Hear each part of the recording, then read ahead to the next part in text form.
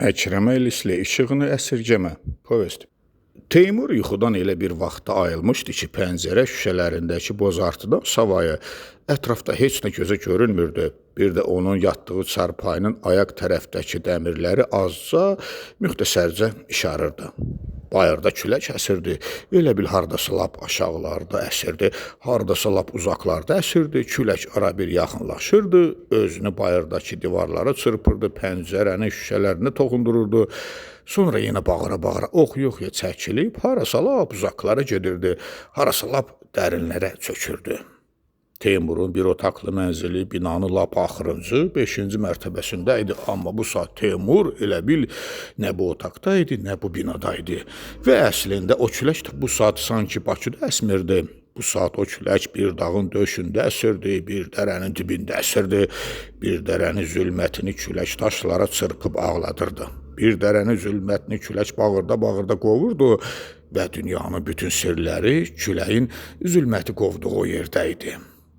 Bakıda yaşadığı 14-15 ildə yuxudan gecəni bu vaxt özü də bu təhər ayılmağı Teymurun yadına gəlmirdi. Cəmisi bircə dəfə buna oxşar bir şey olmuşdu. Onda da təkcə Teymur oyanmamışdı. Bütün yataqxana oyanmışdı. Onda oyanmaq mümkün değildi. Çünki Bakıda ildırım çaxırdı. O gecə Bakıda əməlli başlı yağışlı, qılınclı ildırım çaxırdı. İldırım Bakını qorxutmaq istəyirdi, amma Bakı ildırımdan qorxan oxşamırdı və o gecə tələbə yataqxanasında Teymur ildırımın Bakını qorxutmağını nədənsə yaman arzulamışdı. O gecə Teymur ildırımın Bakıdan güclü olmağını görmək istəmişdi. Niyə istəmişdi, bilmirdi. Bəlkə ona görə istəmişdi ki, bu böyük şəhər də bir vaxt Teymuru qorxutmuşdu. Bəlkə ona görə istəmişdi ki, o ildırımda bu şəhərə haradansa küləyin zülməti qovub ağlatdığı o yerlərdən gəlmişdi.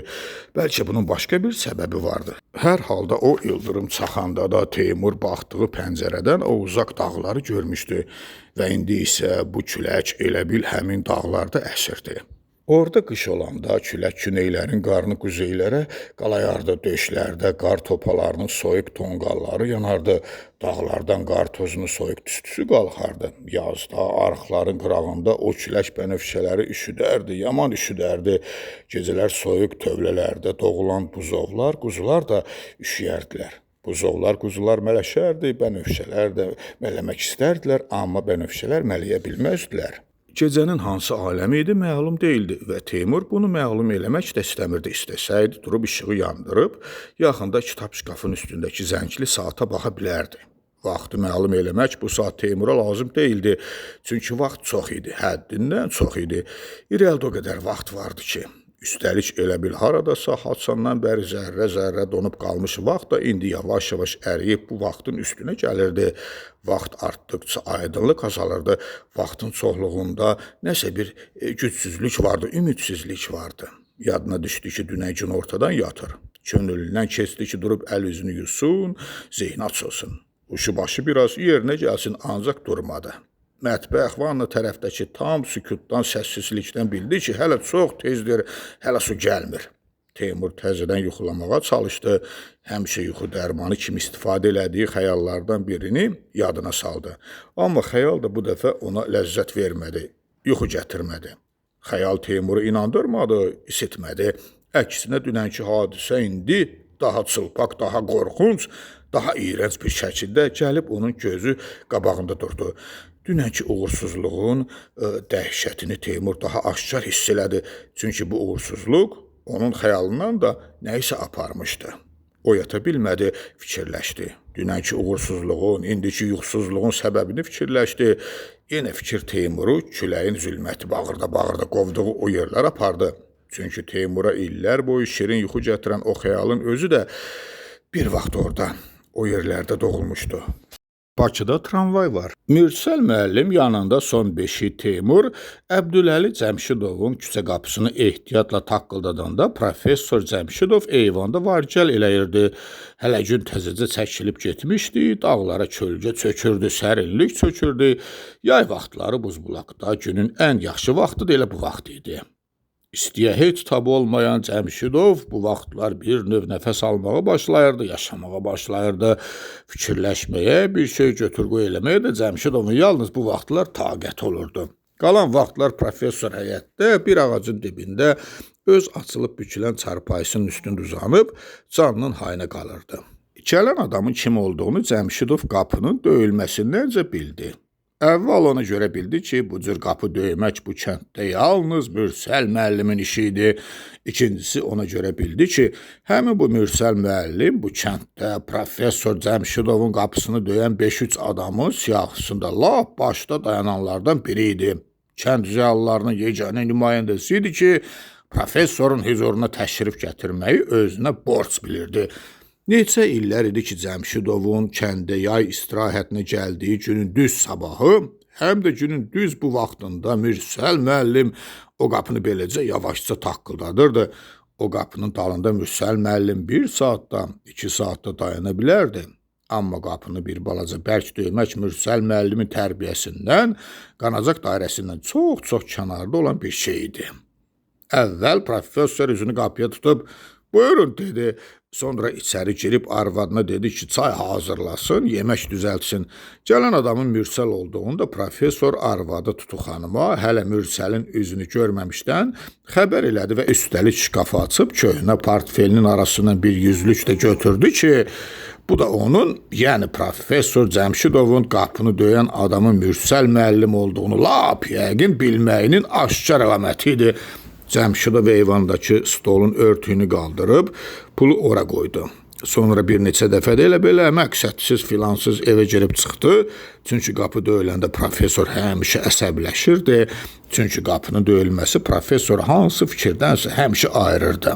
Üstəlik qapını döyən adamın başqa birisi deyil, məhz Mürsəl müəllim olmağının da professor üçün ürək açan heç bir cəhəti yox idi. Çünki özünün qan təzyiqinin artacağını bu adamın sir-sifətindən oxumağa professor Cəmşidov elə bil vərdiş eləmişdi. Buna görə də gələn adamın Mürsəl olduğunu eşidəndə Tutu xanım pəncərənin dalından qorxa-qorxa ərinin üzünə baxdı. Sonra eyvana çıxıb pıçıltı ilə ərinə dedi ki, özünə al. Həmişəki oyunu çıxartma. Adamdır, qonaqdır, gəlib, xoş gəlib. Daha bundan ötürü əsəbləşmək nəyə lazımdır? Professor başını tərpətdi, bir söz demədi.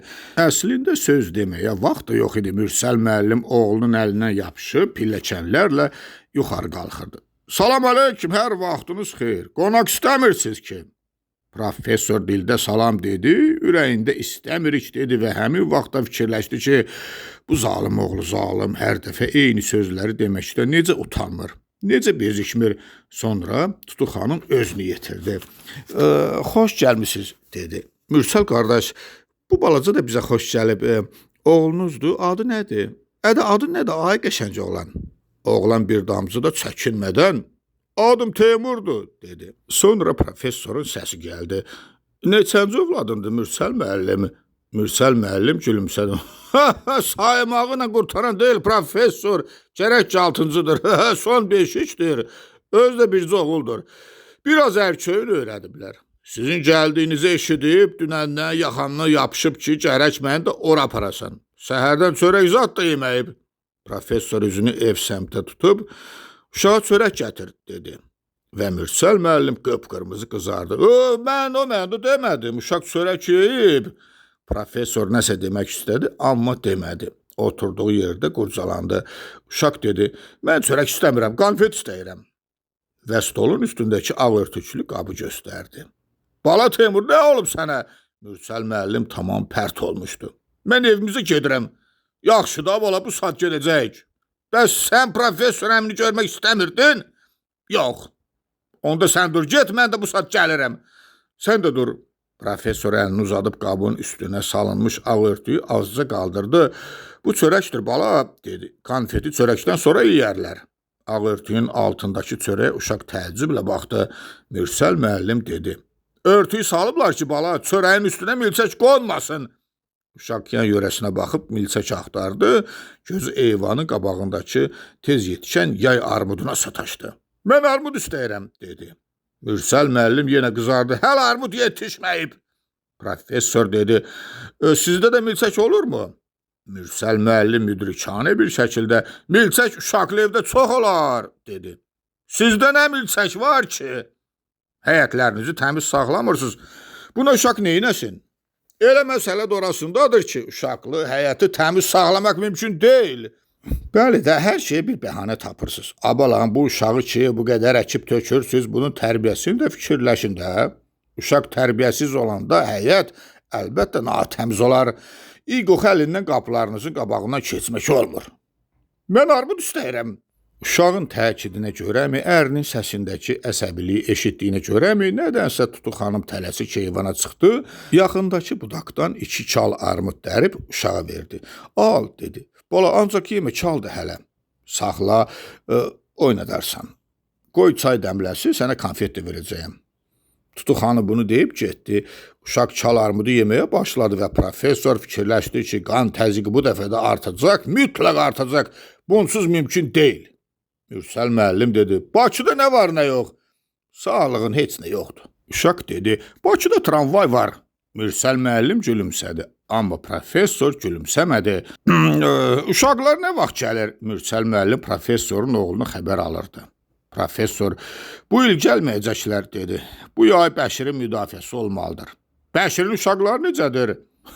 Bəşirin 6 uşağı yoxdur ki, onunki bir uşaqdır. Elə o bir uşaq deyirəm də, bir uşaq daha əziz olur. Sağ ol, əziz olasan. Uşağın dişlənmiş armudları stolun üstünə qoyub birdən-birə duruxduğunu professor gördü, amma Mürsəl müəllim görmədi. Sonra professor gördü ki, uşaq doluxsunub, indicə ağlayacaq, hirsli yerində qurcalandı, amma Mürsələ bir söz demədi, onun söhbətini yarımçıq kəsməyi lazım bilmədi. Bəşirin müdafiəsi elimdə hadisə olmalıdır. Nə bilirsən ki? Bəşir savadda bu saat kim var ki? Professor dedi, Bəşirdən də savadlılar var. Söhbətin bu yerində uşaq qəfildən hönkürdü, Mürsəl təəccübləndi. Niyə ağlarsın, ha bala? Tutu xanım özünü yetirdi. Bu boyda oğlan dağlayarmış, dedi. Axı sən qəşəng balasan, qəşəng oğlan dağlayarmı? Professora az qaldı ki, bağırsın. Bunun konfetini niyə vermirsən? Konfetə görə ağlayırsan, gətirirəm də bala, bu saat gətirirəm. Uşaq dedi, istəmirəm. Və o saatda səsini kəsdi. Ona görə səsini kəsdi ki, nəyə görə ağladığını bilməsə də hər halda konfet üçün ağlamadığını uşaq yaxşı bilirdi. Buna baxmayaraq Teymur Tutu xanımın gətirib stolun üstünə qoyduğu bir ovuc konfeti sevinə-sevinə ciblərinə doldurdu. Sonra Tutu xanım çay gətirdi, çünki adət belə idi. Buzbulaqda yeməkdən qabaq bir stəkan çay mütləq içilməli idi. Uşaq hər iki əlini konfet dolu ciblərinin üstünə qoyub sakitcə oturmuşdu. Tutu xanım içəridə elektrik plitəsində yemək hazırlayırdı. Professor bərk-bərk alnını ovxalayırdı, Mürsəlin nə deyəcəyini gözləyirdi. Mürsəl isə deməyə söz axtarırdı. Axırda professor dözmədi. Kənddə özgə nə var, nə yox, dedi. Elə bir şey yoxdur, professor. Hər şey gördüyünüz kimidir. Məscidə baxdım, yaxşı düzəltmisiniz. Mürsəl müəllim gülümsədi, çünki bu yerdə gülümsəməmək mümkün deyildi. Çünki neçə illər idi ki, onlar hər dəfə üz-üzə oturanda professor bu söhbəti mütləq başlayırdı. Çünki professor Əbdüləli Cəmşidovun kəndin məscidi ilə davası çoxdanı, lap çoxdanı davası idi və bu dava heç olmasa ona görə gülməli idi ki, bu barədə kənd arasında az qala 100 dənə anekdot gəzirdi. Abidədir də professor, gərək qoruyub saxlayaq. Bəs o ictimaiyyət ocaqlarını niyə qoruyub saxlamırsınız? Klubunuz uçub tökülür. Adam yanından keçməyə qorxur. Kənddə əlbirlik yoxdur da, professor, özünüz məndən yaxşı bilirsiniz. Bəs o məscidi təmir eləyəndə niyə əlbir ola bilirsiniz? Mürsəl müəllim yenə gülümsədi, çünki bu söhbət də çoxdanın söhbət idi. Çünki bu, buzbulaq deyilən yerdə bu qəbildən olan bütün təmir işləri üçün siyahı tutub cəmaatdan 30-50 pul yığan da özgə deyildi. Mürsəl müəllimin özü idi və professorun bu söhbəti hara gətirib çıxaracağını da Mürsəl müəllim son kəlməsinəcən bilirdi. Bu dindarlıq ki sizdədir, heç vaxt adam ola bilməyəcəksiniz. O məscidin bir novdanı xarab olanda gedib Yerevanda daş yondurub gətirə bilirsiniz. Amma 50 ildir ki, yığışıb o yolları azmaz yol şəklinə salıb bilmirsiniz. O 5 vers yolu gəlinc adam 10 dəfə ölüb dirilir. O da düzələcək professor. Amma məscid də bizimkidir, tarixi abidədir. Onu da başına buraxmaq olmaz. Tutu xanım gəlib stəkanları götürdü. Elə belə ədəb xatirinə daha çay içmirsiniz ki, dedi və gedə-gedə əlavə elədi. Sizdə də hövsələ var, ha, vallah. Hər il bu söhbəti eləyirsiniz. Professor əsəbləşdi. Deyirsən qeybət eləyək? Bəs qeybət eləməyib neyinirsiniz ki? Məcid deyib dururmusunuz. Tutu xanımın dediyindən Mürsəl müəllimin xoşu gəldi, amma professorun heç xoşu gəlmədi. Bir müddət onlar dinib danışmadılar. Hər kəs öz aləmində fikirləşdi. Öz aləmində uşaq da fikirləşdi. Fikirləşdi ki, ağ sifətli, qısa donlu, o şəhərli qız görən bu kəndə bir də gələcəkmi? Bu kəndin küçələrində bir də o baş bu başa qaçacaqmı? Uşaq bayaq eşitdiklərini bir yadına saldı. Bu il gəlməyəcəklər, bu yay Bəşirin müdafiəsi olmalıdır. Bəşirin altı uşağı yoxdur ki, onunki bir uşaqdır. Uşaq fikirləşdi ki, görəsən Bəşirin uşağı niyə birdir və onun atasının uşağı niyə bir deyil? Həmişəki qayda üzrə professor əsas mətləbin üstünə yenə çörəkdən sonra gəlib çıxdı. Çeşməni çıxartmısınız? Bəli, çıxartmışıq professor. Neçədən yığmışdın? 50 də verən var idi, 30-dur. Yaxşı, 50 olsun. Mən həmişə 50-dən vermişəm. Amma ildə cəmsi 2 ay burada oluram. Dəxli yoxdur. Məni utandırırsınız, professor. Mən o pulu almaq üçün bura gəlməmişəm. Tutu xanım dedi. Bilirik ki, pul almaq üçün gəlməmişsiniz. Borcumuzdur, qaytarırıq. Axı siz də milyoner zat deyilsiniz ki, 7-8 baş külfət sahibisiz. Tutu xanım ərinin bayaq portfelin arasından götürdüyü 100 manatın stolun örtüyü altında olduğunu bilirdi. Bunu bəlkə Mürsəl müəllim də bilirdi, amma doğrudan da Mürsəl müəllim bu evə o pul almaq üçün gəlmirdi. Hər dəfə bu evə gələndə Mürsəl müəllim professorun bu söhbəti salmayacağına ümid eləyirdi. Axı 100 manat nə pul idi ki? Bir də axı əgər istəsəydi professor o pulu Mürsəl müəllimi ayrı cürdə qaytara bilərdi. 5-6 qutu çay, 1-2 kilo konfet, yaxud bir donluq parça, bir dənə köynək. Bəxşiş kimi, adam kimi. Amma professor bunu heç vaxt eləmirdi və nə qədər qəribə olsa da Mürsəl müəllim onun bu kobud səhvini həmişə bağışlayırdı. Çox xahiş edirəm professor, məni bu qədər utandırmayın. Arxları düzəltdirəndə də mənim əvəzimə pul qoymusanmı? Qoymuşam, nə olsun ki, hörmət eləmək borcumuzdur. Öz borcumu qaytarmaq da əzizim, mənim borcumdur. Və professor o 100 manatı örtüyün altından çıxartdı. Ona görə də buyur puluna sahib ol. Qaldı ki, məscidin təmiri, mən onun üçün bir qəpik də verən deyiləm. Aydındırmı? Aydındır, dindarlıq ocağını təmir elətdirmək hər halda mənim vəzifəmə daxil deyil. Ağ sifətli, qısa donlu o qızın adı Bənövşə idi və buz bulaqda arıqların qırağında hər yaz çoxluca Bənövşə bitirdi. Bir də səhərlər dağın dalından Bənövşə rəngli bir günəş çıxırdı, bir də axşamlar göyün ətəyində Bənövşə rəngli buludlar olurdu. O qız gəlirdi də, gedirdi də, amma o rəng bu dünyadan çəkilib getmirdi. Hər yay professorun görüşünə gedəndə Mürsəl müəllim Teymur da götürüb aparırdı. Aparırdı ki, uşaq bir ağıllı adam görsün, bir ağıllı söz eşitsin. Çünki Mürsəl müəllimin fikrincə Teymur haçansa əvvəl-axır mütləq professor Cəmşidov kimi adamlarla oturub duracaqdı. Güya Allah 5 qızdan sonra Teymuru Mürsəl müəllimə ya professor ya da buna oxşar bir şey olmaq üçün yetirmişdi. O 5 qızın söhbəti söhbət deyildi. Bir qorxulu nağıl idi və hələ uşağı Cəmşidovun görüşünə aparmazdan 1-2 saat qabaq Mürsəl müəllim öz söhbətini o qorxulu nağıldan başlayırdı. Güya ki, məhz 5 bacının bir qardaşı olduğuna görə Teymur ildə bir dəfə mütləq professor Cəmşidovun üzünü görməli idi, səsini eşitməli idi. Bunun nə qədər vacib bir iş olduğunu uşağa danışmaqda Mürsəl müəllim heç vaxt doymurdu, heç vaxt yorulmurdu. Uşaq isə yeganə təmiz şalvarını geyməyə tələsirdi, öz yeganə yamaqsız köynəyini geyməyə tələsirdi, çünki o şalvarı və o köynəyi uşağa həmişə geydirmirdilər. Bir də axı bənövşə rəngli günəş ya dağın başında idi, ya dağın dalında idi və dünyanın bənövşə rəngli buludları uşağı harasa yaman çağırırdılar. O dünya bənövşə rəngli buludların dünyası idi, amma elə o dünyanın lap yanındaca tamam başqa bir dünya da vardı. Teymurun 5 bacısı oradaydı. Teymurgilin xırdıca həyəti oradaydı. O dünyada əyin başı yamaklı qadınlar vardı. Onlar çeşmələrdə qap yuyurdular, divarlara təzək yapırdılar, kalxoz bostanlarında alaq eləyirdilər. Kalxoz ambarının qabağında bir kimsəsiz qancıq it dolanırdı və o itin qarnı çıxanda, əmcəkləri sallananda adamlar həmişə anbar qaravolcusu Misirxan kişini ələ salırdılar. O itin küçüklərinə adamlar Misirxanın törəmələri deyirdilər. Uşaq bunun nə demək olduğunu başa düşürdü və uşaq bunu başa düşməyinin dəhşətli əzabını çəkirdi. O itin sallaq əmcəklərini görəndə uşaq çeşmələrdə qab yuyan, Çöllərdə alaq eləyən arvadlardan yaman utanırdı. Uşaq məktəbdəki arvad müəllimlərdən də utanırdı. Çünki onun dərs keçdiyi Qədim Dünya Tarixi kitabındakı ilahənin də eynən o itin əmcəklərinə oxşayan sallaq əmcəkləri vardı və bunu bircə Teymur bilirdi. Bir dəfə dərsdən sonra Teymur çöldə alaq eləyən arvadların yanına anasının dalınca gedəndə Gülzar bacı onun tarix kitabını götürüb vərəqləmişdi. Gülzar bacı həmin səhifəni açmışdı, həmin şəkli görmüşdü. Allah, ilahə, yan-yana iki şəkil idi və Gülzar bacı o səhifəni açıb, o şəkilləri görəndə birdən qəhqəh çəkib elə ucadan gülmüşdü ki, bütün arvadlar tökülüşüb Teymurun Qədim Dünya Tarixi kitabındakı o şəkillərə baxmışdılar. Sanki arvadlar Allahın və ilahənin elə eybəcər olmağına sevinirdilər, arvadlar gülürdülər, bircə şeydə arvad gülmürdü. Şeyda arvad ağappaq ağarmışdı, qıpquru qurumuşdu. Birdən Şeyda arvad tarix kitabını arvadların əlindən aldı.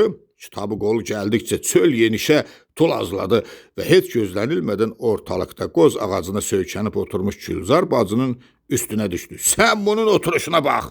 Gülzar bacı heç nə başa düşmədi. Nə deyirsən, dedi. Oturuşunu dəyişmədi, amma Gülzar bacı doğrudan da yaman pis oturmuşdu. Şeyda arvad tüpürdü, üzünü yana çevirdi. Evin yıxılsın, dedi. Dünya yiyəsi. Camaatda aburzat qalmayıb ki. Gülzar bacı yorğun, yazıq uşağa baxdı, yandakı arvadlara baxdı. Oturuşunu düzəldib, dedi. Özgə heç nə demədi. Uşaq qaçıb kitabını götürdü. Arvadlar səslərini kəsdilər və arvadlar səslərini kəsəndən sonra Şeyda arvad, o şəkil onun işidir, dedi. O dinsiz Cəmşidovun işidir. Bu kitabları o çıxardır. Mən bilirəm, hamısını o çıxardır. Bu dünyada bir bəyaz arvad da vardı. Bəyaz arvadın 3 oğlu vardı, bir qızı vardı, 2 keçisi. Və günlərin bir günü həmin o bəyaz arvad o 2 keçini yenə arxın qırağındakı yamaçda otarırdı. O həmin arx idi ki, onun suyu Profesor Cəmşidovun da həyətinə axırdı. O həmin arx idi ki, onun çıxarılmağı üçün hər yaz Mürsəl müəllim siyahı tutub, hərədən 50-50, 30-30 pul yığırdı.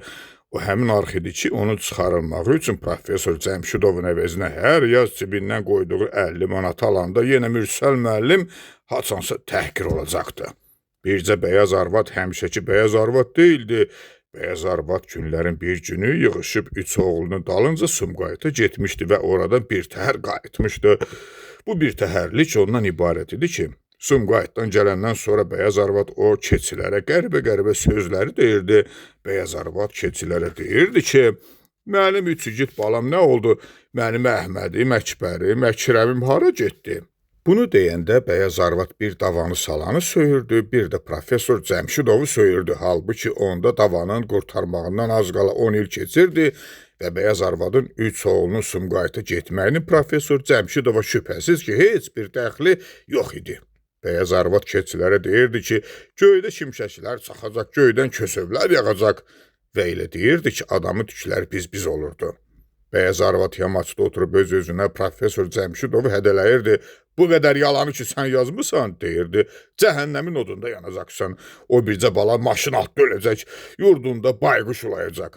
Çünki bəyaz arvad özü üçün nədənsə tam yəqin eləmişdi ki, o vaxtlar radioda tez-tez oxunan canlanır hər qarış yer Sumqayıtda mahnısını, sözlərini özgə heç kəs deyil, məhz Profesor Cəmşidov yazıb və bu sözlər yadına düşəndə hər dəfə bəyaz arvadı od götürürdü.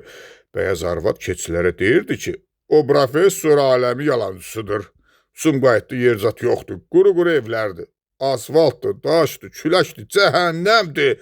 Bəlkə ona görə ki, bəyaz arvadın o vaxt gördüyü Sumqayıtda hələ yaşıllıq yox idi və bəlkə də ona görə ki, bəyaz arvad bu kənddən, bu arxın qırağından, bu yamaçdan savayı heç yeri yer hesab eləmirdi.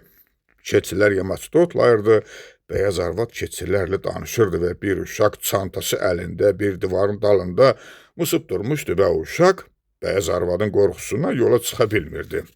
Görən onda Teymurun neçə yaş olardı, görən Teymur o gün hansı sinifdə oxumağa gedirdi.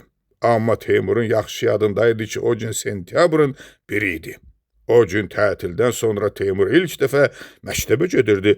Əvvəl küçənin o başında səs-küy eşidildi. Sonra Teymur bənövşə adlı, qısa tumanlı qızın qabaqda qaça-qaça gəldiyini gördü. Sonra bəyaz arvad ayağa durdu. Gedirsən, dedi. Professor törəməsi, görüb səni bir də gəlməyəsən. Bəyaz arvadı görəndə qız səsi gəldikcə çığırdı. Qayıdıb qaçmaq istədi, amma qaça bilmədi. Bu vaxt qızın anası özünü yetirdi, altdan yuxarı bəyaz arvada baxıb, qorxa-qorxa gülümsədi və qorxa-qorxa "Bəyaz xaladır da qızım" dedi. "Bəyaz xalan nəyindən qorxursan?" Sonra Teymur professor Cəmşidovu Tutu xanımla bircə bayaq qızın dayandığı yerdə gördü və gördü ki, yuxarıda onların tuşunda dayanmış bəyaz arvad bir yekə daşı iki əlli qamarlayıb üzü aşağı diyirtləməyə hazırlaşır. "Aha, professor, Sumqayıtda nə var, nə yox?" Tutu xanım bəyaz arvadı dilə tutmağa çalışırdı. "Salam əleykum, bəyaz bacı, necəsən? Uşaqlardan nə xəbər var?" Ancaq bəyaz arvad o daşdan bərk yapışmışdı. Mən səni çoxdan axtarırdım, professor. Bir turşulu aşınla ara necədir?" Cəmşidov Tutu xanımın arxasında gizlənmişdi. Tutu xanım bəyaz arvada dil tökürdü və həmin o ağ tursikli qız yolun o biri başında anasının dizlərini bərk-bərk qucaqlayıb ağlayırdı. "Yer Sumqayıtda, yel Sumqayıtda, bel Sumqayıtda, səni görüm o bircə balanın meydini görəsən, professor." Tutu xanım deyirdi ki, "Bəyaz bacı, qəşəng bacı, biz sənə nə pislik eləmişik? Axı biz sənə heç bir pislik eləməmişik, bəyaz bacı. Allah səni qərib yerdə o üç balanı saxlasın."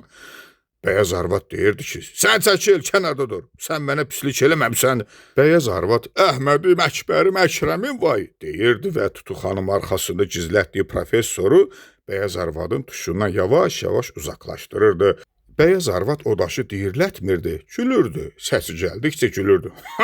"Sən lap tülkü kimi qorxaqmışsan ki, professor" deyirdi. "Mən səni sınamaq istəyirdim. Mən dəli deyiləm, professor."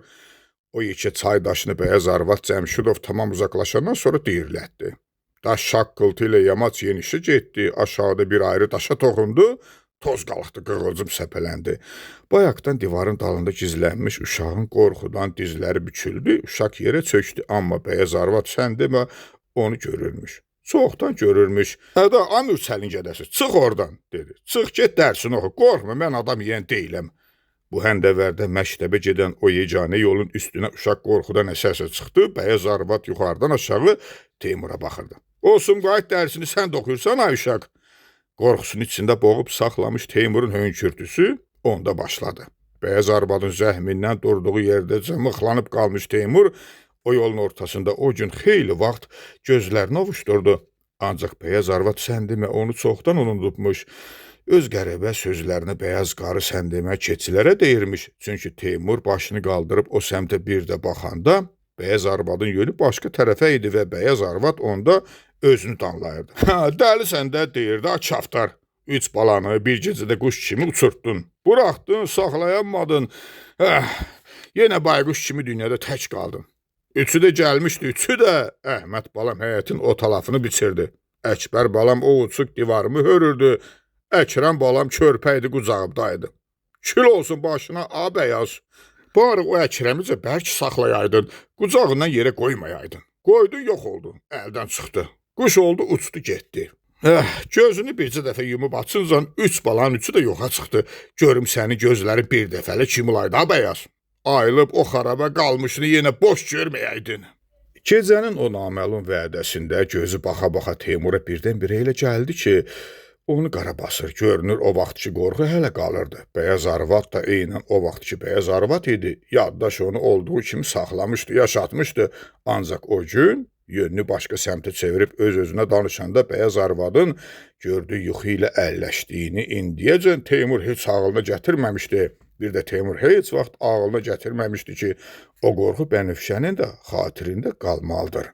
Və o qorxunun Bənövşənin də xatirində qala biləcəyini düşünəndə Teymurun ürəyində bir isti ümid keçdi, işıq keçdi. Çünki bu dünyada hələ Bənövşə vardısa, demək hər şey qurtarmamışdı. Bənövşə isə vardı. Bir il yarım olardı ki, onu Teymur görürdü və indi Teymur istəsəydi, Bənövşəyə zəng eləyə bilərdi, onunla görüşə bilərdi, danışa bilərdi. Amma bu görüşdən Teymur qorxurdu, çünki buz-bulaq vardı, ürəkdə məğrurluq vardı. Çünki bir il yarım idi ki, Bənövşə ərdən çıxmışdı. Bənövşənin yekəci qızı vardı. İndi Bənövşəyə bircə dəfə zəng eləmək Teymurun nəzərində bütün bunların üstündən həmişəlik qələm çəkmək demək idi.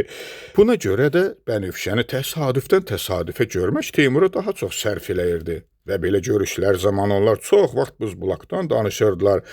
Bəlkə ona görə buzbulaqdan danışırdılar ki, bu söhbət onların hər ikisi üçün əlverişli söhbət idi. Bəlkə ona görə ki, danışmağa ayrı mövzu yox idi. Və bəlkə də bir zamanlar Teymurun məhz o buzbulaq deyilən yerdə onu dəlicəsinə sevdiyini Bənövşə bilirdi. Amma söhbət o dəli sevginin üstünə heç vaxt gəlib çıxmırdı. Çünki bu söhbəti başlasaydı ancaq Teymur başlaya bilərdi. Teymur isə bu söhbəti başlamaq istəmirdi. Teymur bu barədə susurdu. Çünki həmin o buzbulaqdakı Bənövşənin haçansa gəzdiyi yerlərin daşı torpağı Teymurun ürəyinin bir yerində hələ də ağrıyırdı, sızım-sızım sızlayırdı. Çünki buzbulağın o ağrıyan daşı torpağı indi Teymur üçün haradasa bəlkə Bənövşənin özündən də qat-qat əz idi, müqəddəs idi.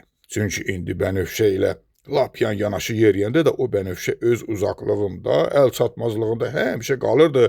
Bənövşənin ərə getməyinin, ərdən boşanmağının buna nə qədər dəxli vardı, Teymur bilmirdi. Bənövşə ərə gedəndə Teymur yataqxanada 6 nəfərlik otaqda qalırdı.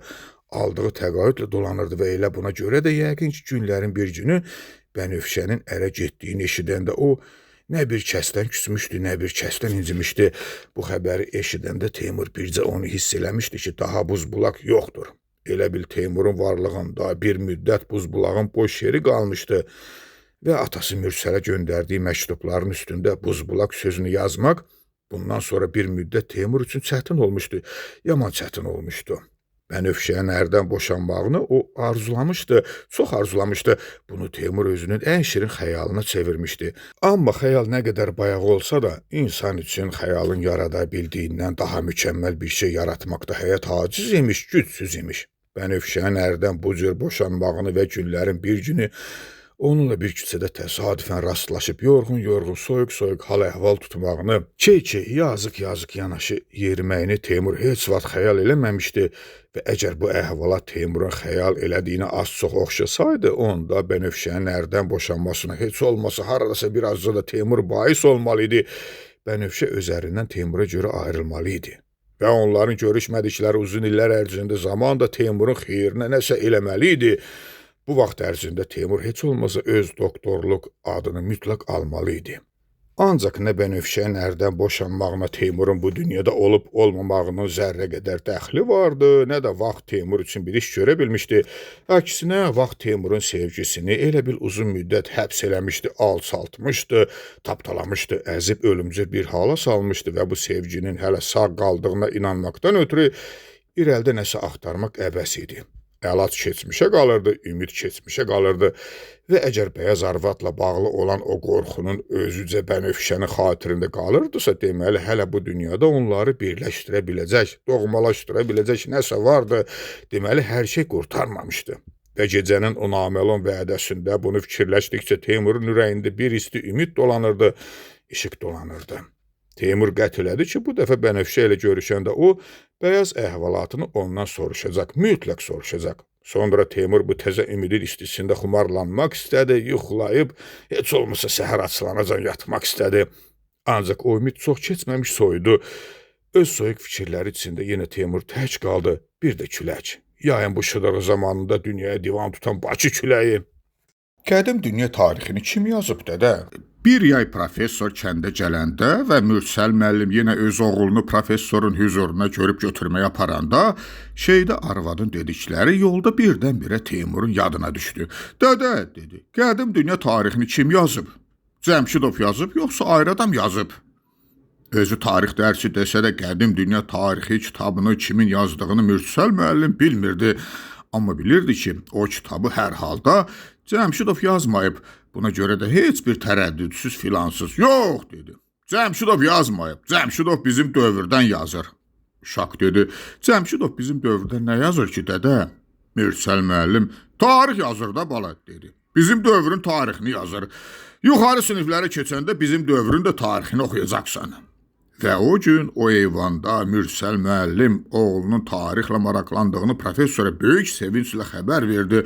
İndicə sizin kitablarınızı soruşurdum. Qədim dünya tarixini deyir, o yazıb. Sizi deyir, qədim dünya tarixini. Mürsəl müəllim bərkdən uzun uzadı güldü, amma professorun heç dodağı da qaçmadı. O başını qaldırıb ağır-ağır Mürsəl müəllimə baxdı, Teymura baxdı. Ortaya gərginlik çökdü, dəhşətli gərginlik çökdü və bu söhbəti uzaqdan uzağa eşitmiş Tutu xanım özünü yetirməsəydi, o gərginlik kim bilir ki, nə qədər çəkəcəkdi. Ancaq Tutu xanım özünü tez yetirdi. Teymur balam ağıllı baladır, dedi. Zehinli baladır. Elə mənim özüm də bir vaxt elə bilirdim ki, dünyada nə qədər kitab var, hamısını bu yazır. Mürsəl qardaş, hələ lap o vaxtları deyirəm, onda bunun kitabı zadı yoxdur. Bu buradan məni alıb Bakıya aparanda ağlıma nə yerləşdirsə, yolda hələ soruşdum da bundan. Mənə bir üz göstərdi ki, Mürsəl qardaş, sən bunu o üzünü hələ görməmisən. Yaman pərt elədi məni. Bir vaxt eşidəndə ki, Bəyaz Arvad radioda oxunan mahnıları da bunun adına çıxır, məni gülmək tutmuşdu. Gülmək neyləyəsən? Gülməlidir də. Elə deyilmi Mürsəl qardaş? Gülməli idimi, gülməli deyildimi bunu uşaq bilmirdi. Ancaq atasının bu eyvanda, bu hirsli, bu zəhimli adamın qabağında gülməyindən danışmağından uşağın xoşu gəlmirdi. Heç xoşu gəlmirdi. Mürsəl müəllim isə elə hey danışırdı, hey gülümsəyirdi. Bir böyük tarixçimiz var, bu da olsun ikincisi. Bu torpaqdan bir böyük tarixçi də çıxsın. Nə olar, qoy çıxsın. Professor, torpaqdan kartof çıxar, dedi və yenə Mürsəl müəllim güldü. Professor gülmədi. Tarixin üfüqləri çox genişdir. Orada qartal da uça bilər, sərçə də uça bilər. Professor aşkar qəzəbləndi. Sən şeir də yazırsan? Mürsəl müəllim saçdı. Yox, necə ki? Professor dedi. Elə belə ağlıma gəldi. Çünki bu şairlər həmişə yalan yazır. Şəxsən mən üfüqlərdə nə qartal, nə də sərçə uçduğunu heç vaxt görməmişəm. Mən məcazi mənada deyirəm. Dərslərin də məcazi mənada deyirsən? Professor, mənimki orta əsrlərdir. Professor başı ilə uşağa işarə elədi. Bəs bunu hansı əsrin tarixçisi eləmək istəyirsən? Məsləhət sizindir, professor. Mənim məsləhətim odur ki, sənin kimi tarixçi olacaqsa, heç olmasa yaxşıdır. Mürsəl müəllim yenə gülümsədi. Bu Mürsəl müəllim nə qərib adam idi. Bilirəm nəyə görə deyirsiniz, professor, dedi. Məscidə görə deyirsiniz. Öz abidəmizdir də, professor, gərək qoruyub saxlayaq. Bəs o ictimaiyyət ocaqları niyə qoruyub saxlamırsınız? Yenə həmin eyvan, həmin stol və indiki təzə pulun o 10 manatı da yəqin ki, yenə o stolun örtüyü altında idi. Yenə Tutu xanım otaqda işıq piltəsinin üstündə yemək hazırlayırdı və ərinin qan təzyiqini qalxıb qalxmadığını bilmək üçün ara bir eyvana da baş çəkirdi. Çörək qabının üstünə o gündə ağ parçadan örtük salınmışdı. Tutu xanım o gündə dolma bişirirdi. Göyün ətəyində yenə bənövşə rəngli bulutlar vardı. Yenə arvadlar haradasa qab yuyurdular, təzək yapırdılar. O qız hələ gəlməmişdi. Amma o qızın bir vaxt gəzdiyi yerlər uşağın gözü qabağında idi. Oturduğu yerlər, qaçdığı yerlər, yıxıldığı yerlər. O qızın daş atdığı ağaclar da kənddəki bütün ağaclardan seçilirdi. Muştuluğumu ver dayı, məscidi sökəcəklər. Doğmaca bacısı oğlu Muradı çıxmaq şərti ilə Professor Əbdüləli Cəmşidovun Buzbulaqda bir neçə uzaqlı yaxınlı qohumu da vardı. Bu adamlar qışda professorun dam daşına baxırdılar, yazda həyətini əkib becərirdilər. Yayda isə professorla qohumluğun biz şübhəli sevincini üzlərində küçə-küçə, çeşmə-çeşmə gəzdirirdilər. Qohumları Cəmşidovu nə gələndə qarşılayırdılar, nə gedəndə yola salırdılar. Cəmşidov kəndə gəlməzdən 1-2 gün qabaq Bakıdan rayonun 1-ci katibinə zəng eləyirdi. Vağzalda Cəmşidovu rayonun 2-ci katibi qarşılayırdı. Cəmşidova lazım olan azuqə və vaxtaşırı rayon mərkəzindən gəlirdi. Beləliklə də Cəmşidovun kənddə nə bazara çıxmağa ehtiyacı vardı, nə dükana getməyə ehtiyacı vardı. Professorun kənd arasında görünməməyinin bir səbəbi də bəlkə bu idi, amma kənddə hamı deyirdi ki, professor kənd arasına bacı oğlusu Muradın qorxusundan çıxa bilmir. Bu əslində belə idimi, belə deyildimi demək çətindir. Amma Muradın qəzəbli, kinayəli səsini arabir professorun eyvanından eşitmək olurdu və Buzbulaqda bu səsi eşitməyin saysız hesabsız azarkeşləri vardı. Murad o qapıdan içəri gələndə məscidin qabağındakı meydançada bütün səslər kəsilirdi. Muradın səsini eşitmək üçün uşaqlar dama divara dırmaşırdılar. Arvadlar su dolu vedrələrini, güyümlərini o qapının qabağında yerə qoyub dayandıqca dayanırdılar. Muştuluğumu ver dayı. Məscidi bu gün sabah sökəcəklər. Sənə min dəfə demişəm ki, mənim evimə içib gəlmə. Nəyə gəlmirsən? Səni bura kim çağırıb? Gəldim ki, səndən bir-iki stəkan qatıq vurum. Bir də bir balaca savadımı artırmaq istəyirəm. Çoxdandır ki, qəzet zad oxumuram. Sən mənim səbrimdən sui-istifadə eləyirsən. Sən bu kəndin cəmaatını mənə güldürürsən. Qoy cəmaatın da bir balaca qırışığı açılsın da. Professor, niyə paxıllıq eləyirsən? Onların söhbəti əksər vaxtlarda beləcə də başlanırdı. O söhbət uzun müddət davam eləyirdi. Söz döyüşdürmək, foks çıxartmaq əlindən gəlir. Bəsdə balam, hər şeyin bir qaydası var. Bu da bir mübarizə formasıdır da, professor. Belə şeylər sən yaxşı bilirsən. Hələlik mənim bildiyim budur ki, səndən adam olmayacaq. Sonrasını deyə bilmərəm. Sonrasını deməyə nə var ki, professor? Sonra biz səndən cəhənnəmdə görüşəcəyik. Elədir, düz deyirsən. Yerini yaxşı tapmısan. Deməli cəhənnəmin olmağını boynuna alırsan? Səndə cəsarət görürəm, professor. Bəsdir, qurtarayıbdır. Eşidən var, dost var, düşmən var. Mənim birinci düşmənim sənsən də, professor. Biz ki, bu məsələni çoxdan həll eləmişik. Mən sənə 8 il çörək vermişəm. Yadından çıxartma. Mən səni 8 il evimdə saxlamışam. Mən də sənin yolunda 8 il vuruşmuşam, professor. 88 yerdən yaralanmışam, 8. 8, hə də. İndi də 8 vurursan. Burası yaxşı dedin, dayı. Səndən heç çıxmayan iş. Tutu xanım son dərəcə mehriban səslə dedi. Murad, oğlum, sənə bir çay da gətirim, bəlkə dovğa gətirim. Səpsərin dovğamız var. Dovğanı götürmə xala. Bura gəl. Daimdə təzə şey kəşf eləmişəm. Tutu xanım dedi. Nə kəşf eləmişə qadan alım? Murad dedi. Kişində antiqə yumor varmış. 8 məsələsini yaman dedi. Tutu xanım yaxınlaşıb əlini Muradın çiyninə qoydu. Öz dayındır da, ay balam. Niyə bir-birinizi incidirsiniz? Niyə belə qanlı bıçaq kəsilmişsiniz? Yad deyilsiz axı, qadan alım. Murad tükülü sifətini yavaşca çiyninə qoyulmuş ələ toxundurdu. Sən bilmirəm o dünya nə üzünə gedəcəksən, professor, dedi. Bu arvadı tamam öldürüb qurtarmısan. Yavaş dedi ki, hərlə dedi, yenə tükülü sifətini yavaşca çiyninə qoyulmuş ələ toxundurdu. Professor dikəldi. Bari bundan utan, 8 il paltarını yuyub. Murad dedi, 8 məsələsini qurtardıq, professor. O 8 ildə sən məni az qala adamlıqdan çıxartmışdın. İndi yavaş-yavaş adam oluram. Adam olmağı göz qabağındadır. Bütün kənd gülür sənə. Bu sözlər Murada yaman toxundu, elə toxundu ki, Murad yerindən sıçradı. Bunu yalan deyirsən, professor, dedi. Mənə gülən hələ anasından doğulmayıb. Qorxudan professorun rəngi ağardı. Tutu xanım bir küncdə büzüşüb qaldı. Tutu xanım hirsli ərinin üzünə baxdı. Qəribə şeydir, Tutu xanım Muradı çox istəyirdi. Tutu xanım Muradı bircə balası Bəşirdən də çox istəyirdi. Hər halda kənd cəmaatı belə deyirdi. Evində saxladığı o 8 ildə də deyilənə görə Tutu xanım Muradı öz balası kimi saxlamışdı və Murad əskərlikdən qayıdıb o evi bir dəfəlik tərk eləyəndə Tutu xanım neçə vaxt gözünü yaşını axıtmışdı. Tutu xanımın indi də ağlamağı gəlirdi, çünki Murad həmin Murad idi. Muradın da ağlamağı gəlirdi, çünki Tutu xanım onun 9 yaşında itirdiyi anasına yenə yaman oxşayırdı.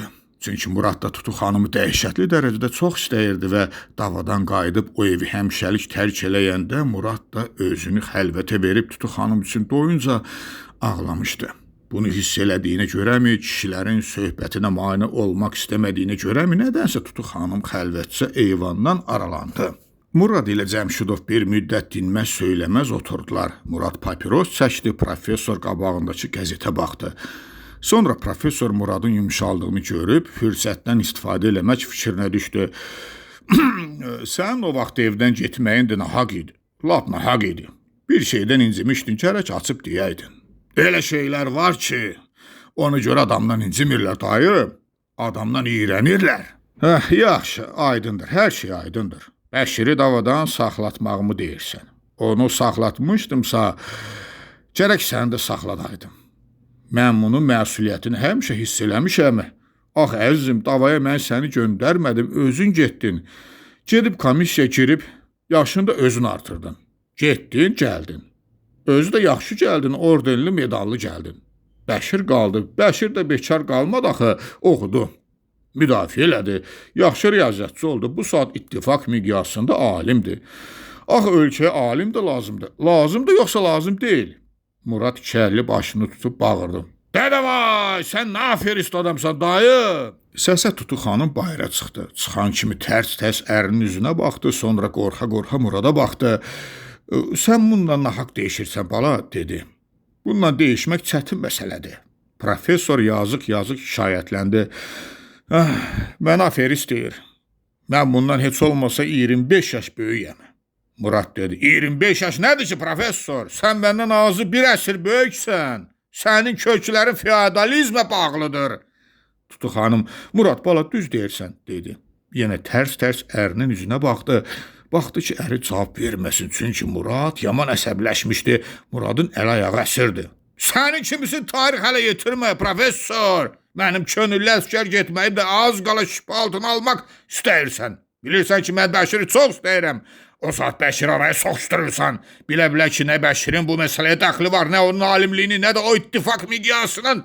Bilə-bilə ki, bütün bunlar lifadır, yalandır, siyasətdir. Soxuşdurursan, bir damcı da xəcalətcə çəkmirsən. Amma dayı, kişisən dayı, ömründə bircə dəfə siyasətçilik eləmə. Deyərim, o vaxt o nə fırıldaq idi. Mənim içib boşaltdığım maraq şüşələrini niyə bir-bir yığıb saxlayırdın? Sən onda o şüşələri ilə nəyi sübut eləməyə hazırlaşırdın? Professor arxasında əyləşdiyi stolun siyirməsini yavaşca çəkdi, xəlvətcə bir həb götürdü. Həbi xəlvətcə dilinin üstünə qoyub, qabağındakı soyuq çaydan bir qurtum içdi və astaca zorla eşidilən bir səslə onu sənə kim deyib, dedi. Özüm görmüşdüm. Gecələr otağa soxulub mənim çarpayımın altından o şüşələri sən kimi bir-bir daşıyırdın.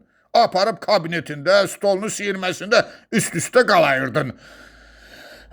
Mən ora axırıncı dəfə baxanda düz 25 dənə şüşə idi. Üstünə də ərəb əlifbası ilə nəsə yazıb qoymuşdun. O nə yazıydı, professor? Sən o şüşələri ilə kimə nə sübut eləməyə hazırlaşırdın? Cavab vermək əvəzinə professor uzun müddət mat-məhdal Tutu xanımın üzünə baxdı.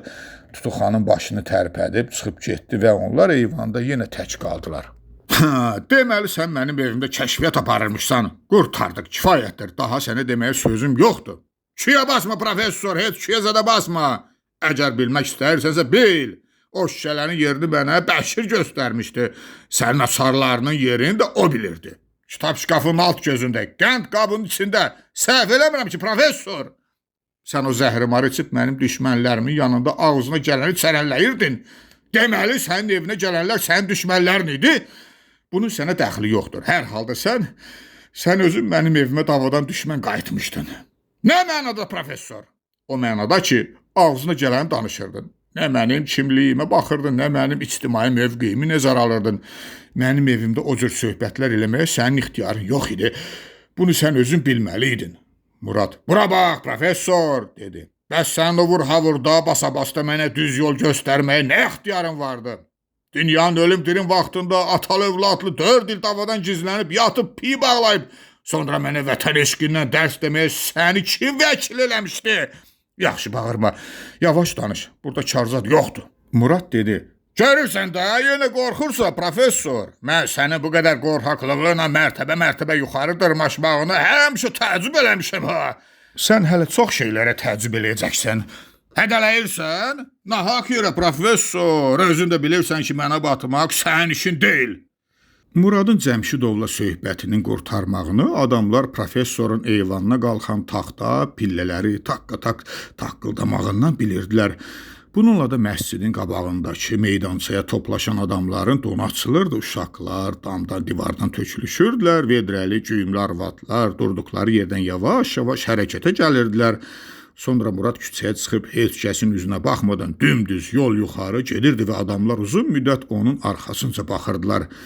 Kəndin adlı sanlı adamlarının Buzbulaq məktəbinin eyvanından asılmış şərəf lövhəsində Muradın şəkli lap başda vurulmuşdu.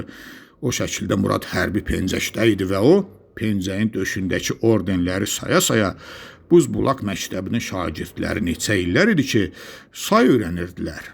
Ancaq bütün kənd bir yana, Mürsəl müəllim bir yana idi. Mürsəl müəllimin professor Cəmşidova münasibəti heç bir dəftər kitaba sığası şey deyildi. Professor Cəmşidovun qapısından küçəyə çıxanda Mürsəl müəllim tamam başqa adam olurdu, tamam başqa cür yeriyirdi. Bu vaxtlar küçədə kiməsə rast gələndə Mürsəl müəllim sevinirdi, qürrələnirdi. Rast gəldiyi adamın qabağından şəstlə, vüqarla keçirdi. Sonra həmin o məscidin qabağındakı meydançada da vüqarla əyləşib Professor Cəmşidovdan ürək dolusu danışırdı. Fəxrimizdir, deyirdi. Başımızın ucalığıdır. Qədrini bilməliyik, hörmətini saxlamalıyıq. Dünən professor gildə. O gün professor deyirdi ki... Bundan sonra bir həftə, bir ay, 2 ay Mürsəl müəllimin bütün söhbətləri bu sözlərlə başlayırdı. Sonra il boyu Mürsəl müəllim Professor Cəmşidovun ömründə demədiyi sözlərdən məktəbdə də, kənd arasında da, hətta öz evində də statlar gətirirdi. Bunun bir dədəsi var, Kərim müəllim. Səhər açıldıqca, hava işıqlandıqca qarşıdakı günün dəhşətini Teymur daha aşkar hiss eləməyə başlayırdı. Subaylığın, tənhalığın sıxıntısını o bu vaxtacan da hərdən çəkmişdi, amma tənhalığın sən demə ağrısı da olurmuş və ağrının da sən demə keyi, kütü, ölüsü də olurmuş.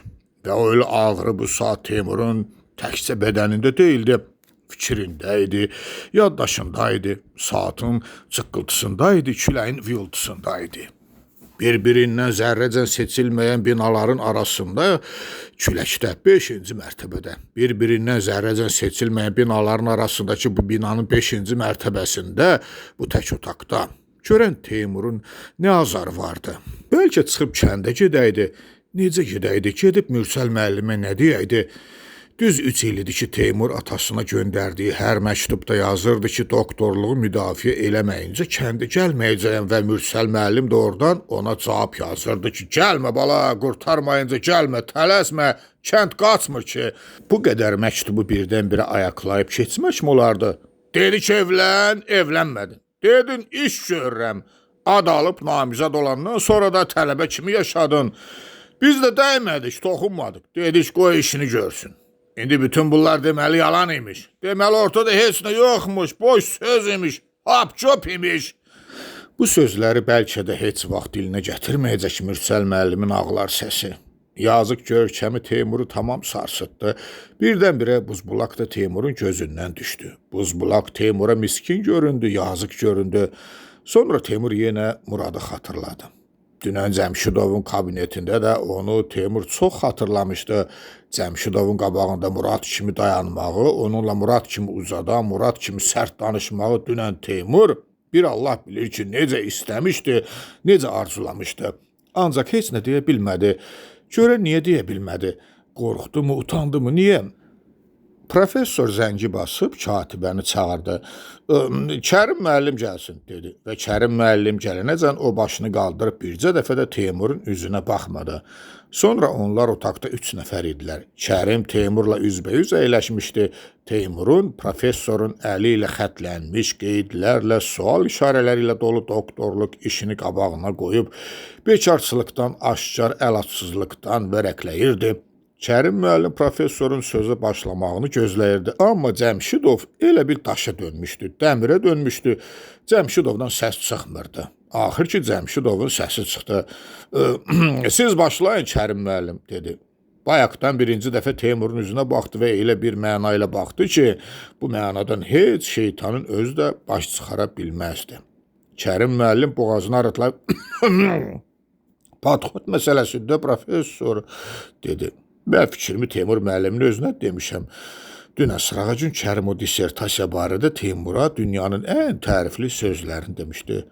Məsələ belədir ki, professor kollektivləşmə dövrü çətin dövrdür. O dövrün bəzi nöqsanları da olub. Amma padxot məsələsinə gəldikdə dissertasiya şübhəsiz ki, nöqsanlıdır. Bir sıra məsələlərə düzgün pozisiyadan yanaşılmayıb. Bir sıra bölmələrdə, məsələn, belə dolaşıq fikirlər var. Məsələn, Teymur müəllim 117-ci səhifədə belə yazır. Kəndli becərdiyi torpağa öz şəxsi təsərrüfatı kimi baxmalıdır. Çünki şəxsi mülkiyyət olmayan kəndli deyil, alverçidir, o siyasətçidir. Belə kəndli mənən simasızdır. Professor Kərim müəllimi sözünü kəsdi. Hirsli, kinli Teymurun üzünə baxdı. Axı deyəsən dədən Mürsəli nəzərdə tutmusan, dedi. Ona qalsa Teymur siz daha simasısınız demək istəyirdi, amma deyə bilmədi. Kərim müəllim, siz o səhifəni axıracan oxuyun, dedi. O biri cümlələrdə bu fikir izah olunur. Orada söhbət kəndlinin kolxoz torpağına öz şəxsi mülkiyyəti kimi yanaşmağından gedir. O bölmənin məğzu da budur ki, kəndli kolxoz torpağına da öz şəxsi mülkiyyəti kimi yanaşmalıdır. Bu barədə öz fikirlərimi mən ondan sonraki bölmədə ətraflı izah eləmişəm. Professor gözlərini Kərim müəllimin gözlərinə zilləmişdi. Kərim müəllimin ayrı əlacı yox idi. Valla Teymur müəllim, o biri bölmənin özündə də yanlış fikirlər çoxdur. Məsələn, kollektiv və fərd məsələsi. İnciməyin Teymur müəllim, o cür podxod düzgün deyil. Axı bizdə fərd kollektivin ayrılmaz tərkib hissəsidir. İnkişafın stimulu fərd deyil, kollektivdir. Amma siz fərdi kollektivdən ayırırsınız. Bu düzgün deyil. Orada söhbət əməyə fərdi münasibətdən gedir. Professor dikəldi. Bəri bax, dedi. Sən bu dissertasiyanı bura niyə gətirmisən? Gətirmisən ki, biz oxuyub fikrimizi deyək. Biz də oxumuşuq, fikrimizi deyirik. Sən də zəhmət çək, qulaq as. Hər sözün arasında söz soxma. Buyurun Kərim müəllim. Kərim müəllim dedi, ümumiyyətlə mənim fikrim belədir ki, dissertasiya təzədən işlənməlidir. Mən qurtardım, professor. Buyurun, siz də fikrinizi deyin. Bəlkə mənim fikrimi eşitməyə böyük alimin ehtiyacı yoxdur. Bir də professor əlini qovluğa sarı uzatdı. Kərim müəllim bir andaca qovluğu qamarladı və professorun qabağına qoydu. Bir də mən hələ özüm üçün aydınlaşdıra bilməmişəm. Bu nədir, romandır yoxsa dissertasiyadır? Kərim müəllim az qaldı yerindən sıçrasın. Elədir, onu mən də deyəcəkdim. Gör ha, baxın professor, burada qeyd eləmişəm, yazmışam. Romançılıq, roman ünsürləri, dissertasiyada bəzi yerlərdə bədiilik lap güc gəlir Teymur müəllim. Elə bir Tolstoyun romanını oxuyursan, xüsusən axırlarda səhv eləmirəmsə bir yerdə hətta dialoqlar da vermişsiniz. Orada siz kollektiv əməyin psixoloji köklərini araşdırırsınız. Buna sözüm yoxdur. Ancaq o cür ki siz yazmısınız, düzü adama bir təhər gəlir. Bilmirsən, roman oxuyursan, yoxsa elmi əsər oxuyursan. Düzünü deyim ki, professorum, bəzi səhifələri oxuyanda mən hətta mütəəssir də olurdu bu. Bəlkə mən sentimental adamam. Bəlkə bu Teymur müəllimdə yaxşı yazıçılıq məharətdə var. İnciməsən Allah Teymur müəllim. Mən onu demək istəyirəm ki, professor Kərim müəllimin sözünü kəsdi. Bunun bir dədəsi var Kərim müəllim, dedi. Həm müəllimdir, həm də xalis molladır. Camaatdan pul toplayıb kəndin, məscidin təmir elətdirir və eyni zamanda da gedib ədəb-ərkanıyla Sovet məktəbində dərs deyir.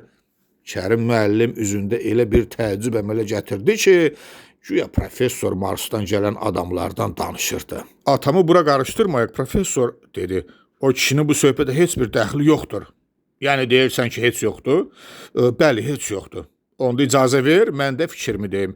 Kərim müəllim çox yumşaq danışdı, bildin də? Bildim. Əvvəla onu deməliyəm ki, buradakı təfəkkür tərzi bizim mühitdə böyüyən adamın təfəkkür tərzi deyil. Teymur, ola bilər, dedi. Mən yəqin ki, Kərim müəllim stol altda Teymurun ayağını bastı. Professor əsəbi halda. Sən köhnə bazara təzə nırx qoyursan, dedi və qabağındakı qalın qovluğun içindən bir xətlənmiş vərəq götürüb Kərim müəllimin qabağına atdı. Oxuyun, dedi. Kərim müəllim və Kərim müəllim o vərəqi oxumağa başladı. İnsanların əxlaq normaları cəmiyyətin hər hansı bir təbəqəsində bu təbəqənin özünə məxsus iqtisadi və mənəvi qanunlarına istinad edir. Kəndlinin özünə məxsus əxlaq normaları onun torpaqla bilavasitə ünsiyyətindən yaranmışdır. Kəndlinin mənəvi varlığını müəyyən edən psixoloji amillər tarixən öz sadəliyi ilə fərqlənmiş, möhkəmliyi, dəyişməzliyi və fövqəladə təbiiliyi ilə cəmiyyətin taleyini düşünən adamların diqqətini həmişə cəlb etmişdir. Həqqi kəndli şuuru insanın əldə edə bildiyi hər cür maddi və mənəvi neməti bu nemətin əldə edilməyinə sərf olunan zəhmətin miqdarı ilə ölçülmüş və kəndlinin mənəvi varlığı da bir əxlaqi kateqoriya kimi həmin bu ölçü prosesində yaranıb formalaşmışdır. Aldatmaq, alverçilik əhval-ruhiyyəsi həqiqi kəndli psixologiyasına həmişə yad olmuş, zəhmətsiz yaxud az zəhmət hesabına əldə edilən hər şeyə kəndli tarixən şübhə ilə yanaşmış, ucuz qiymətə alınan malı damazlıq saxlamaqdan, havayı ələ gələn toxumu torpağa bastırmaqdan həmişə ehtiyat etmişdir. Torpaqla bilavasitə ünsiyyətdə olduğu tarixi prosesdə kəndli halal və haram məfhumları ilə düzlüklə əyriliyin, zəhmətlə yaranan həqiqi dəyərin və zəhmətsiz əldə edilən saxta qazancın sərhədini öz şuurunda dəqiq müəyyənləşdirmiş, saxtanın yaratmaq, nəsil artırmaq imkanlarını tam şübhə altına alıb, onu öz təsərrüfatından, öz məişətindən uzaqlaşdırmağa çalışmışdır. Bu keyfiyyətləri itirən kəndlinin təəssüf ki, belə kəndlilər var. Bir kəndli kimi öz mənəvi simasını itirdiyini, özünə məxsus əxlaq normalarından kənara çıxdığını söyləməyə hər cür əsas vardır. Səhifə qurtardı professor. Başa düşmürəm, dedi. Sən burada hansı kəndildən danışırsan? Lap elə o buzbulaq kəndlisindən, professor.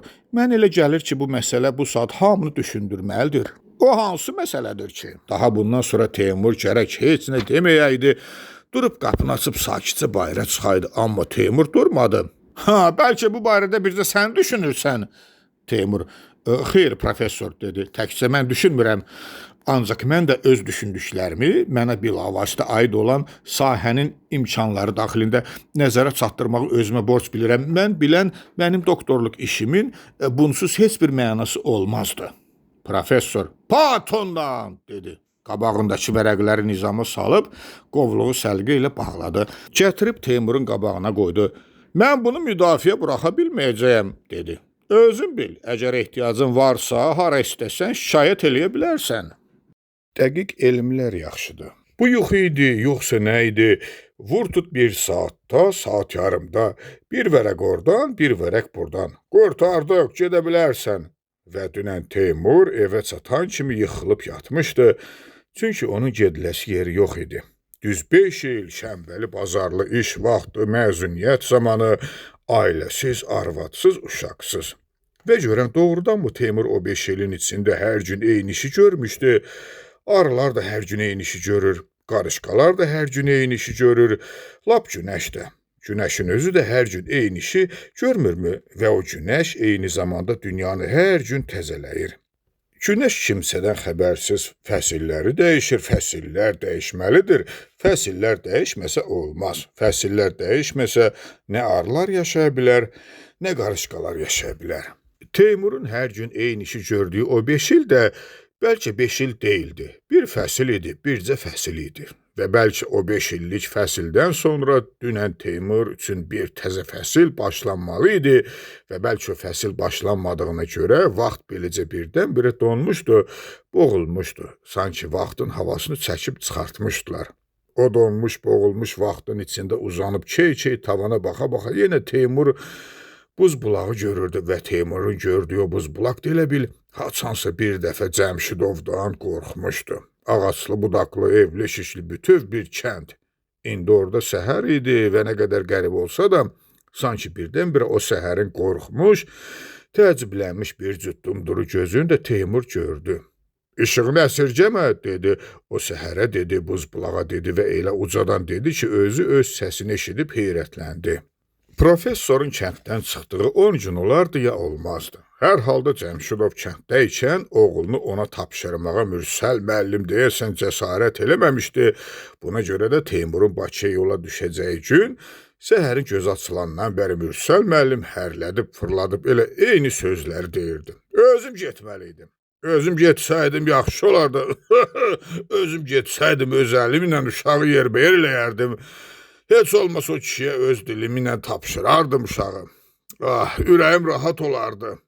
O kişi özgə deyil, özümüzünkidir. Hirslidir, hər nədir, yaxşı adamdır. Professor yaxşı adamdır. Onu özümüz pis eləmişik.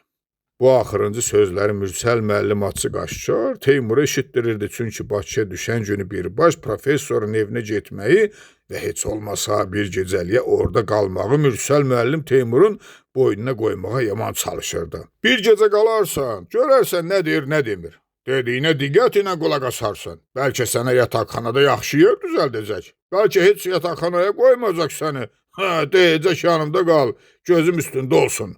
Cəmşidovun 5 otağı var, kuxna da 6. Bakıda kuxnaya otaq demirlər. Mürsəl müəllim tezdən durub rayona getmişdi. 1 kilo qoyun əti alıb gətirmişdi ki, uşaq evdən çıxan gün evdə əməlli xörək olsun.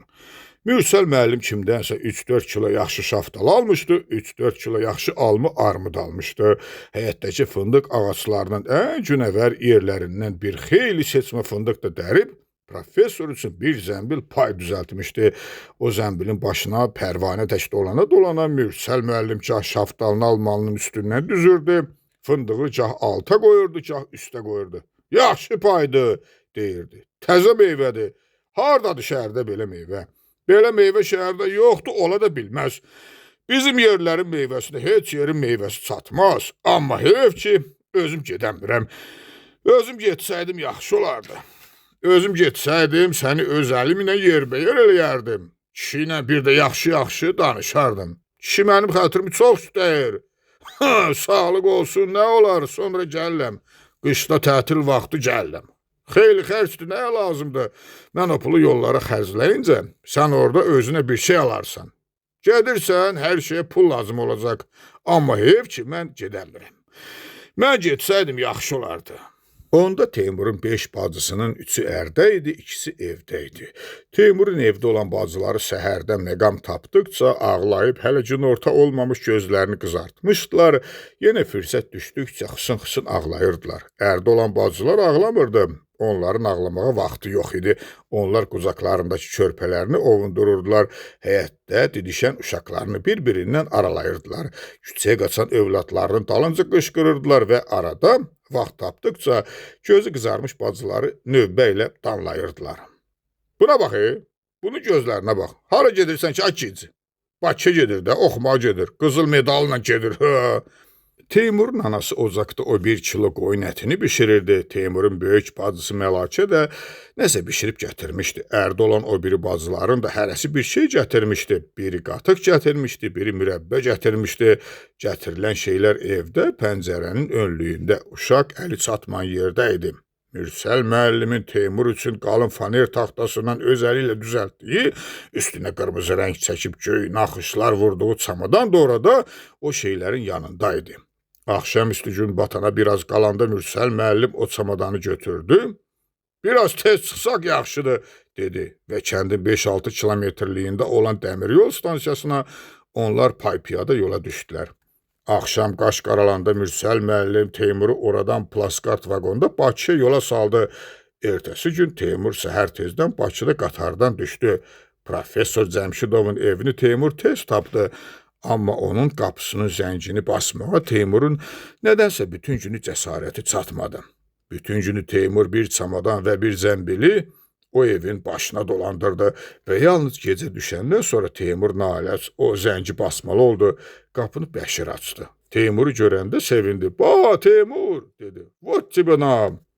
Və Teymur ərk ilə itələyə-itələyə böyük, işıqlı bir otağa salıb ucadan əlavə elədi. "Papa, Mürsəl müəllimin oğlu gəlib." Bənövşə o böyük nəhəng stolun bir küncündə əyləşib kitab oxuyurdu. Teymur içəri girəndə başını qaldırdı, gülümsəyib yenə kitabını oxumağa başladı. Otaqların birindən Bəşirin arvadı çıxdı. Teymura xoş gəlmisən dedi, yenə çəkilib getdi. Tutu xanım biraz gec gəldi. Gələndə çay da gətirdi. Sonra professor da gəlib o böyük stolun arxasında əyləşmişdi. Bənövşə də oradaydı. Tutu xanım da oradaydı. Bəşirin arvadı da oradaydı, ancaq Bəşirdən savayı heç kəs danışmırdı. Teymurun Buzbulaqdan bu şəhərə qızıl medalla gəlməyi Bəşirə aşkar ləzzət verirdi. Amma onun tarix fakültəsində oxuyacağından Bəşir deyəsən narazı idi. Dəqiq elmlər yaxşıdır, deyirdi. Tarix nədir? Bir ölkəyə 5-3 nəfər yaxşı tarixçi kifayətdir. Humanitar elmlər əsasən zəif ölkələrdə inkişaf eləyir. Belə ölkələrdə humanitar elmlər dəqiq elmləri aşkar üstələyir. Amma dəqiq elmlər geri qalmış ölkələrə daha çox lazımdır. Bəşirin dediklərinə Teymur diqqətlə qulaq asırdı, ləzzətlə qulaq asırdı. Və ona görə yox ki, Bəşir ağıllı sözlər deyirdi. Ona görə ki, bu sözləri deyə-deyə Bəşir Teymurun üzünə hörmətlə baxırdı, inamla baxırdı. Bu söhbət professor Cəmşidovun haçansa Mürsəl müəllimlə elədiyi söhbətlərə oxşamırdı. Bəşir danışdıqca Teymur güclənirdi, möhkəmlənirdi. Səhərdən bu evin başına qorxa-qorxa dolanmağına görə Teymur ürəyində özünü məzəmmət eləyirdi. Üstəlik arabir Bənövşə də kitabdan başını qaldırıb Teymurun üzünə gülümsəyirdi və qız gülümsədikcə Teymurun yorğunluğu canından çıxırdı. Teymur dəyişirdi, gözəlləşirdi. Ah, bu Teymurun köynəyi deyəsən əyninə görə idi. Onun uzun qolları da deyəsən güclü idi. Yaraşıqlı idi, heç bu böyük şəhərdə deyəsən o qədər qorxulu deyildi. Professor birdən ayağa durdu, sürətlə o başdakı otağa tərəf getdi, otağın qapısının qabağında dayandı. Dur mehmanxanada bunu bir yer tap, dedi. Bəşirə dedi, tez ol gecdi, qoy getsin yatsın. Bəşir atasının dalınca tərs-tərs baxdı, baxıb gözünü qıydı, baxıb başını buladı. Bəşirin arvadı dinməz söyləməz durub getdi. Teymur Bənövşənin kitabı yavaşca büşdüyünü gördü, Tutu xanımın əllərinin əsdiyini gördü. Sonra Bəşirin o bir otaqda professorla nə danışdığını Teymur eşitmədi. Bəşir o otaqdan qayıdıb, bir yunmağına necəsən, dedi. Deyirəm yunaq yataq. Dur gəl, tarix kafedrasında göstərim sənə. Dur görüm utanıb eləmə. Bu otaqda yatacaqsan. Xoşun gəlir? Mən bilən pis otaq deyil. Teymur yunub qaydanda Bəşirin arvadı pəncərənin qabağında yer salırdı. Sonra Bəşir işığı söndürüb getdi. Sonra bütün otaqlarda işıq söndü, bütün otaqlarda səs kəsildi. Amma biraz da keçəndən sonra Bəşirin otaqların birində professorla elədiyi söhbəti Teymur eşitdi. Sabah onun pastelini kim yuyacaq? Mən yuyarım papa, sən Allah əsəbləşmə. Sənin mənə pastel yumağın lazım deyil. Əgər çox kişiləşmirsən, öz zarablarını öz arvadına yudurt. Mənim arvadım sizin üçün nökər zat deyil. Yox olmadı papa, bu heç düz olmadı. Onda icazə ver əzizim, öz evimdə qayda qanunu mən özüm qoyum. Bircə qalmışdı ki, mənim evimə gətirib bit-birə daraşdırsınlar. Bəşir dedi, kənddə bit-birə nə gəzir papa, sən biraz geri qalmışsan. Görürəm, sən çox irəli getmirsən. Kənd barədə biliyin, maşallah, lap fantan vurur. Gəl biraz ədalətli danışaq papa. Hər halda kəndin tərəqqisi barədə doktorluq dissertasiyasını mən yazmamışam. Bir müddət səs kəsildi, sonra professorun boğuq səsi eşidildi. Mənim doktorluğum deməli sənə də yer eləməyə başlayır. Amma onu bil ki, qadası, mən doktor olmasaydım, indi sən heç it də deyildin. Aydındırmı? Aydındır papa, hər şey aydındır. İcazə verirsənmi? Gedim yatım? Bəşir professorun otağından çıxdı. Teymurun yatdığı otaqdan ehmalca pəncələrinin üstündə keçib başqa bir otağa girdi. Teymur yatmadı, gözlədi ki, hamı yatsın, durub xəlvətcə paltarını geyinsin, xəlvətcə qapını açıb bu evi həmişəlik tərk etsin və bunu düşünə-düşünə də Teymuru yuxu apardı. O gecə Teymur qəribə bir yuxu gördü ki, kənddədir, evlərindədir. Gördü ki, evlərinin altı gözlü pəncərəsinin hər gözündən bir günəş çıxıb, bənövşə rəngli 6 günəş.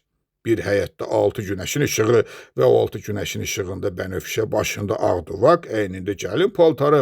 Teymurgilin evindən çıxıb həyətdəki fındıq ağaçlarının budaqlarını yüngül tül pərdə kimi aça-aça birbaş Teymura tərəf gəlirdi. Teymur fındıq ağaçlarının dalında idi. Teymur oradan çıxmaq istəyirdi, çıxa bilmirdi və Bəşirin haradansa səsi eşidilirdi. Tarix kafedrası, dəqiq elmlər yaxşıdır, dəqiq elmlər yaxşıdır. 6 günəşin işığı. Səhər açılmışdı, çoxdan açılmışdı və çöldə küləyin vıyıltısına indi başqa səslər də qarışırdı. 6 günəşin işığı. Yataqdan təzəcə qalxıb yunub, pəncərənin qabağında dayanıb, bayırdakı eyni rəngli, eyni biçimli binalara baxa-baxa indi Teymuru yuxunu gördüyü vaxtdan neçə il keçdiyini fikirləşirdi. 5 il institut, 2 il aspirantura, sonra qapı döyüldü. Qapı yavaşca döyüldü və Teymurun indicə baxdığı o binaların arxasından bu saat onun haçansa yuxuda gördüyü 6 günəşin 6-sı da birdən çıxsaydı, bəlkə o bu qədər təəccüblənməzdi, nə qədər ki, Teymur Bəşiri o qapının dalında görəndə təəccübləndi. Elm mücahidlərinə eşq olsun, əcəb xəlvət yeri varmış canım, əla yerdir zarafatsız, ev ki tapmaq çətindir. Bəşir saatına baxdı. Düz 9-dan buralarda hərlənirəm. Teymuru ərklə itələdi. Nə tərsən? Möhkəmsənmi? Otağa göz gəzdirdi. Subayçılıqdır ha? Amma yaxşı sərin otağın var. Bir yaxşı silkələn görüm, gözümə yuxulu görsənirsən. Bir yaxşı çay təşkil elə. Bəşir şən görsənməyə çalışırdı, oynayırdı, artistlik eləyirdi. Əslində isə o özü daha yorğun görünürdü. Gözlərinin altı şişmişdi, duluqlanmışdı, gözlərinin içində əzab vardı, narahatlıq vardı. Görən Bəşir niyə gəlmişdi? Teymur da özünü nisbətən şən göstərməyə çalışdı, baş tutmadı. Bəşirə deməyə də Teymur münasib söz tapmadı. Bəs nəcə buzbulağa getməmişsiniz, dedi. Və pəncərənin qabağında əyləşib bayıra baxa-baxa Bəşir, yox, dedi, ləzzəti yoxdur. Buzbulaq deyilən yerin yeyib yatmaqdan savay heç bir perspektivi yoxdur. Bir yönünü Teymura çevirdi. Professoru dünən axşam qatarı ilə yolladım getdi. Arvad da qoşdum onlara. Bir də Bənövşənin qızı getdi. 4 nəfər. Tak što biz tərəfdə də xalis subayçılıqdır bu saat. Asudəçilikdir. Buyurub istədiyin vaxt təşrif gətirə bilərsən. Dünənki söhbətdən sonra professorun çıxıb asudəcə buzbulağa getdiyindənmi, Bənövşənin adını eşitdiyindənmi, nədənsə birdən-birə Teymur kövrəldi. Qəhərini gizlətməkdən ötürü özünü mətbəxə verdi, çaydana su doldurub biltənin üstünə qoydu. Əl üzünü bir də yudu, ancaq qəhər çəkilib getmək istəmirdi. Bəşirin qabağında Teymur birdən hönkürüb ağlayacağından yaman qorxurdu. Olmaya dərd eləmisən? Teymur dinmədi. Bəşir ayağa durub əlləri cibində bir müddət otağı dolandı. Gəlib yenə əyləşdi. Dünənki əhvalatdan xəbərim var, dedi.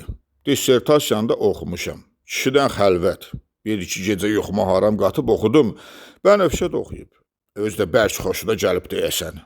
Bəşir sustu. Bir xeyli fikirləşdi. Yaxşıdır, vallah billah yaxşıdır. Amma qəribə sahədir sizin bu sahə. Ümumiyyətlə, bütün bu humanitar sahələr. Nə dini var, nə məzhəbi. Hər kəs ancaq özünü haqlı hesab eləyir.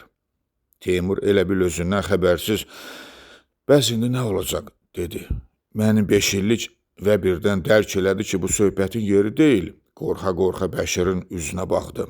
Teymurun yazıq dediyi o sözlərdən Bəşirin aşkar xoşu gəlməmişdi. Nə olacağını özün yaxşı bilərsən. Əgər sən sözünü Bəşir xüsusi vurğu ilə dedi. Haqlısansa gərək sübut eləyəsən. Cəmşidovun sizin sferada zoru çoxdur bilirəm. Sözü sözdür, avtoritetdir. Ancaq dünya Cəmşidovla qurtarmır. Dəvədən də böyük fil var. Teymur ürəyində fil dedi, fil və bu fil sözünün arxasında kimisə təsəvvürünə gətirmək istədi. Ancaq heç bir fil bu anda Teymurun təsəvvürünə gəlmədi. Bənövşə dissertasiya oxuyan yerdə onun gözünün qabağına gəldi. O dissertasiyanın haradasa bəlkə Bənövşə üçün yazıldığını indi Teymur çox güman ki, ömründə ilk dəfə ağılına gətirdi və əgər doğrudan da biləydisə, onda bütün bu işlərin əvvəl-axır Cəmşidovun əlindən gəlib keçəcəyini o niyə nəzərə almamışdı? Bu əzab-əziyyəti çəkmədən, bu zülmü, sarsıntını keçirmədən, ad alıb, doktor olub, bu gidi dünyada 5 günlük ömrü rahat başa vurmağın mümkün olduğunu bilə-bilə o niyə özünü bu qədər çətinə salmışdı? Fəsillərin dəyişmək labüdlüyünün hər sahəyə, hər sferaya aid olduğuna Teymur bəlkə vaxtından tez inanmışdı. Bəlkə belə şey yox idi. Bu fəsil söhbəti bəlkə boş söhbət idi. Hardansa Teymurun ağlına yerləşmişdi, onu çaşdırmışdı, dolaşdırmışdı. Teymur fikirləşirdi və eyni vaxtda Bənövşənin dissertasiyanı bəyənməyinin sevinci onun ürəyinin içində elə bir işıq gəzdirirdi. O işığın məstliyindən gizlincə həzz ala Teymur get-gedə güclənirdi, ürəklənirdi. Tənhalığın küt, üzücü ağrısı da indi Teymurun bədənindən elə bil yavaş-yavaş çəkilib gedirdi və dissertasiya söhbəti onun üçün nə qədər maraqlı olsa da nədənsə birdən-birə Teymur tamam başqa söhbətə keçdi. Həmişə adamların arasında olmaq yaxşıdır, dedi. Yoxsa bir növ təklənən kimi olursan. Çünki adamlar dəyişir. Elə bil bir gündə dəyişirlər, bir saatda dəyişirlər. El olur ki, dünən gördüyün adamı bugün tanıya bilmirsən. 10-15 gün evdə oturub birdən adam içinə çıxanda hər şey yad görünür. Düzü çaşır adam. Elə bilirsən tanıdığın, tanımadığın adamların hamısı səninlə başqa dildə danışır. Ola bilər ki, mən biraz şişirdirəm, 15 gün olmasın olsun bir ay, lap qoy bir il olsun. Hər halda adamlar tez dəyişir. Mən bilən əvvəllər belə deyildi. Bəlkə sən dəyişirsən. Bəşir gülə-gülə əlavə etdi. Qorxma, pis mənada demirəm. Ham materialist olub da, bəs bilmirsən? Daha yaxşı yaşamaq üçün cəmaət gündə bir üsul tapır, gündə bir metod kəşf eləyir. İndinin adamı düz qabağa baxır, düz irəli və, Teymur dedi, və xariqələr yaradır, eləmi? Onu filosoflar yaxşı bilər. Bəşir ayağa durdu. Geyin, çıxaq gəzinək biraz. Görək xalq ötən gecə ərzində nə qədər dəyişib. Bəs çay necə olsun? İçək deyirsən? Bəşir təzədən oturmaq istədi, amma oturmadı. Yox, çıxaq, hərlənək biraz. Küləş də kəsir deyəsən. Amma onlar bayıra çıxanda külək hələ kəsməmişdi. Təbiətin bütün təzahürlərinə inam etiqad olan Teymura bu vaxtsız və ədəsiz Bakı küləyi yenə yersiz görünürdü, ədalətsiz, amansız görünürdü. Bu gücdə, bu şiddətdə küləyin ağacları qırıb tökməməyinə Teymur həmişə təəccüb eləyirdi. Bu külək hər dəfə başlayanda Teymurun ağaclara yazığı gəlirdi. Dünəndən başlayan küləyin hələ də yarpaqları qurudub qarsıtdığını, ağacları təzəlikdən, təravətdən saldığını fikirləşə-fikirləşə Teymur yazın tez ötüşüb getməyini ürəkdən heyfsilənirdi. Deyirəm bu Bakıda ya bu külək gərək olmayaydı, ya bu ağaclar. İkisi bir-biri ilə heç düz gəlmir. Yəqin ki, ilk dəfə gördüyü binalara baxa-baxa Bəşir bir mahnı melodiyasını öz-özünə zümzümə elə-eləyə gedirdi. Mahnısını ara verib, bu saat buzbulaqda əsilmək vaxtıdır, dedi. Dağlardakı çiçəklərin ətrin əki var, buzbulaqdadır. Bizim Cəmşidov isə 1-2 saatdan sonra düşür qatardan. Necədir sənin üçün? Teymur gülümsədi. Buzbulaqda ildə 2 dəfə güclü külək olur, dedi. Biri yazın lap əvvəlində. O külək başlananda deyirlər ki, ağacların oyanan vaxtıdır. Bir də payızda, bir meyvə yığışandan sonra. Bu da bir növ profilaktikadır. Ağacları quru-murudan, zirzibildən təmizləyir. Amma bu Bakı küləyi nə üçündür baş açmaq olmur. Elə bil külək zat deyil, xuliqanlıqdır başdan ayağa. Onlar avtobusa minib şəhərin mərkəzində düşdülər və elə avtobusdan düşən kimi də Bəşir əlini Teymurun çiyninə qoyub qətiyyətlə. Bir orta yol tut, dedi. Orta başa düşürsən? Və bir müddət dinməz söyləməz gedəndən sonra astadan əlavə elədi. Bu buzbulaqdan da qərb alimlər çıxır. Biri tamam siyasət, o biri tamam siyasətsiz. Siyasətsiz yəni nə mənada? Bəşir, lap elə müstəqim mənada, dedi və baş alıb getdiyi yerdə birdən-birə dayandı. Bir də bura bax, mən elə gəlir ki, 2 müxtəlif problemi bir-birinə qarışdırmaqda sən öz işini xeyli çətinləşdirmişsən. Əxlaqi məsələlər və iqtisadiyyat məsələləri. Sən gərək bunların birindən yapışaydın. Əlbəttə iqtisadiyyatdan. Əsas qüvvəni də gərək bu tərəfə yönəldəydin. Bəşirin bu sözlərini də Teymur zarafat hesab elədi. Çünki iqtisadi tərəqqi deyilən şeyi əxlaqi mənəvi problemlərdən təzrid eləmək, əgər mümkün idisə, onda bu tərəqqini demək insan yaratmayacaqdı. İnsanı yalnız fiziki qüvvəsinə hesablanan, onun mənəvi marağını, mənəvi varlığını görməyən, öyrənməyən, nəzərə almayan iqtisadi qanunların ölü kabinet nəzəriyyəsindən və kobud inzibati zorakılıqdan savayı bir şey olmadığına Teymur çoxdan əmin idi. İnsan mənəviyyatının hədsiz, hüdudsuz mürəkkəbliyini nəzərə almayan qanunların xüsusən kəndli əməyinə tətbiq edilməsi Teymurun fikrincə Heç olmasa ona görə uğursuzluğa məhkum idi ki, kəndli əməyinin yaratdığı maddi nemətin özü canlı idi. İnsanın torpaqla, təbiətlə birbaşa ünsiyyətinin məhsulu idi.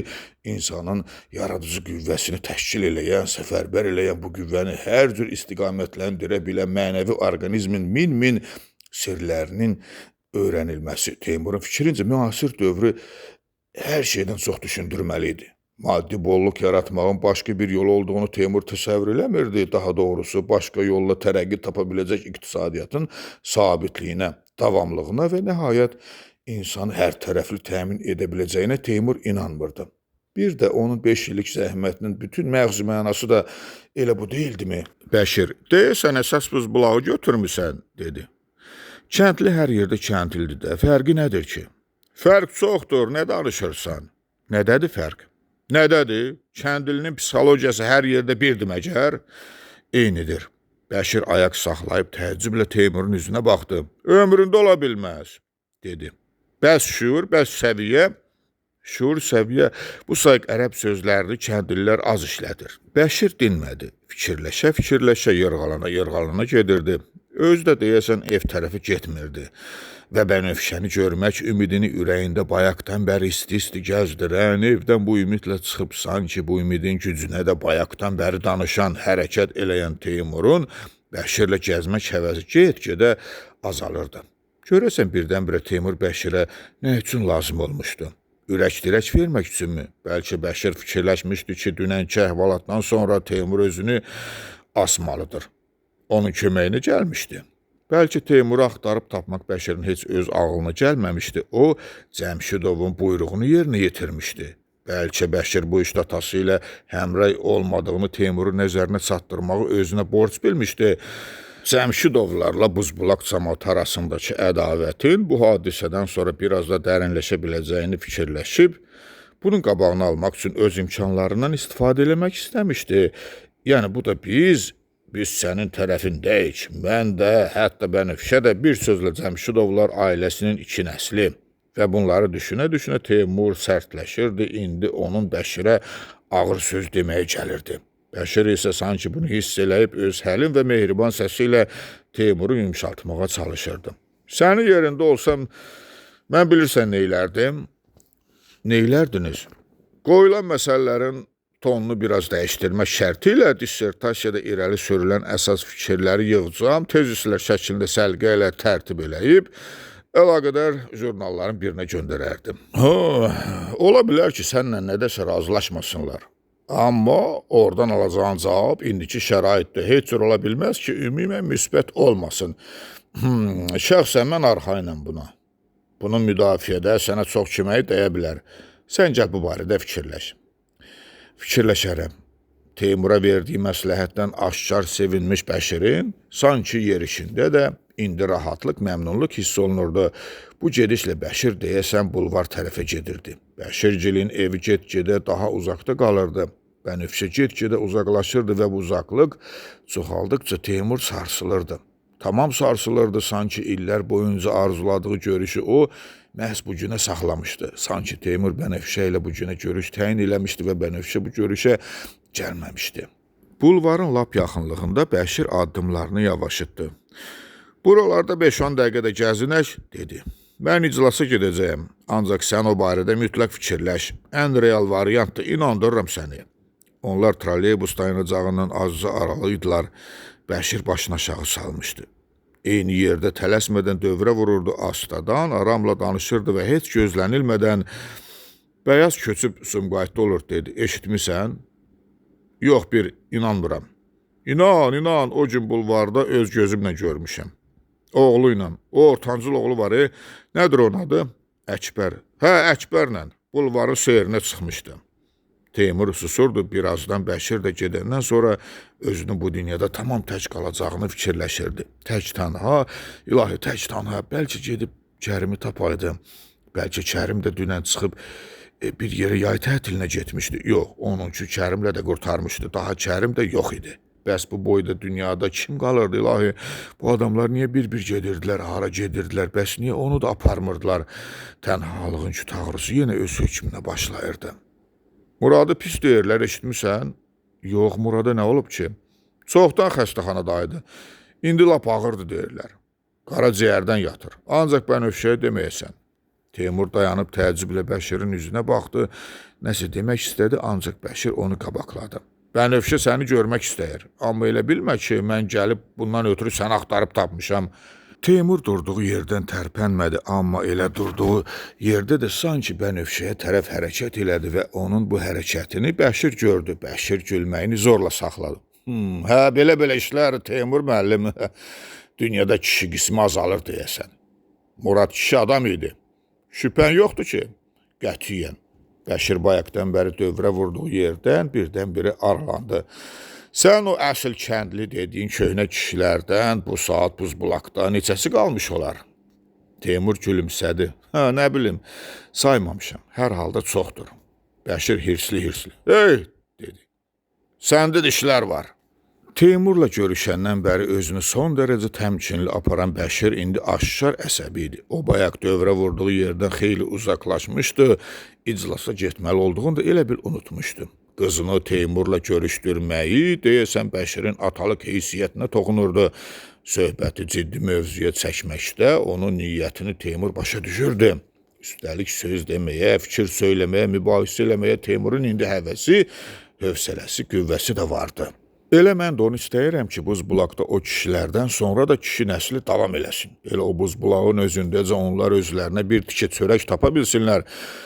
Bir də mən istəyirəm ki, o çörək halal çörək olsun. Vəssalam, mən ayrı bir şey istəmirəm.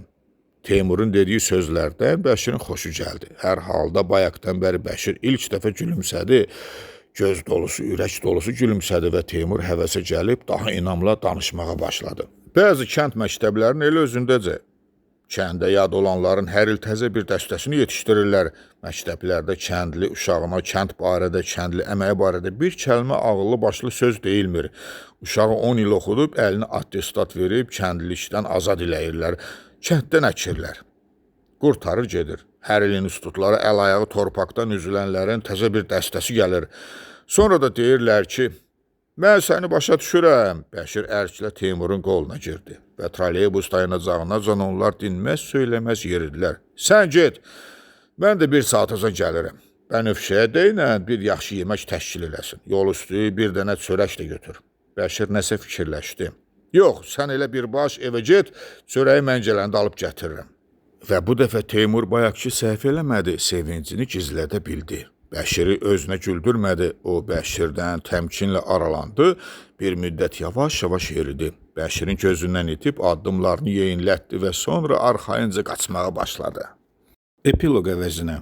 Axşam üstü hələ günün batmağına xeyli qalmış, ərinin evdən 10 manat pul götürüb yenə eyvanda stolun örtüyü altında qoyduğunu Tutu xanım görmüşdü. Sonra çöldə qapının astaca döyülməsini eşidəndə Tutu xanım gəlib, stolun örtüyünü dinməz söyləməz qaldırdı, pulu oradan götürdü, ərinin üzünə tərs-tərs baxıb, yazıqdır, dedi. Oğlunu ucuna salmışsan, bari özünü bu dəfə pərt eləyib yola salma. Professor dinmədi. Qapıya sarı boylanıb oradan bu tərəfə quş kimi uça-uça gələn Mürsəl müəllimin yerişinə tamaşa elədi. Onun eyvana qalxan pilləkənləri necə tez-tez, necə çevik bir hərəkətlə çıxmağına heyrətlə baxdı. Bu pilləkənləri düşüb çıxmağın dərdindən Cəmşidov gündə bir dəfədən artıq həyətə enə bilmirdi. Keçin əyləşin Mürsəl qardaş. Xoş gəlmişsiniz, necəsiz? Maşallah, yaxşısınız, lap yaxşısınız. Ha, yaxşı olmayıb neynəyəcək, Tutu bacı. Yaxşı vaxtlarımızdır da. Gərək yaxşı olaq. Cəmşidov dedi. Gördüm, qırğı kimi gəlirdin. Cavanlıqdandır, professor. Bundan sonra bir 50 də yaşasaq bəsimizdir. 50 sənin üçün az eləməz ki. Eləməz, professor, 50 nədir ki? Tutu xanım dedi. Maşallah, Mürsəl qardaşın həmişə kefi sazdır. Mürsəl müəllim, niyə saz olmasın, ay Tutu bacı, dedi. Qızları köçürtmüşük hərəsinin başının altında. Mürsəl müəllim hərəsinin başının altında bir tikə halal çörəyi var deyəcəkdi, amma Cəmşidov cəld onun sözünü kəsdi. Qızlarını köçürdüb, dedi. Məktəbdə cindən, şayətindən dərs deyib, başını da hər ay cağbacaq alır.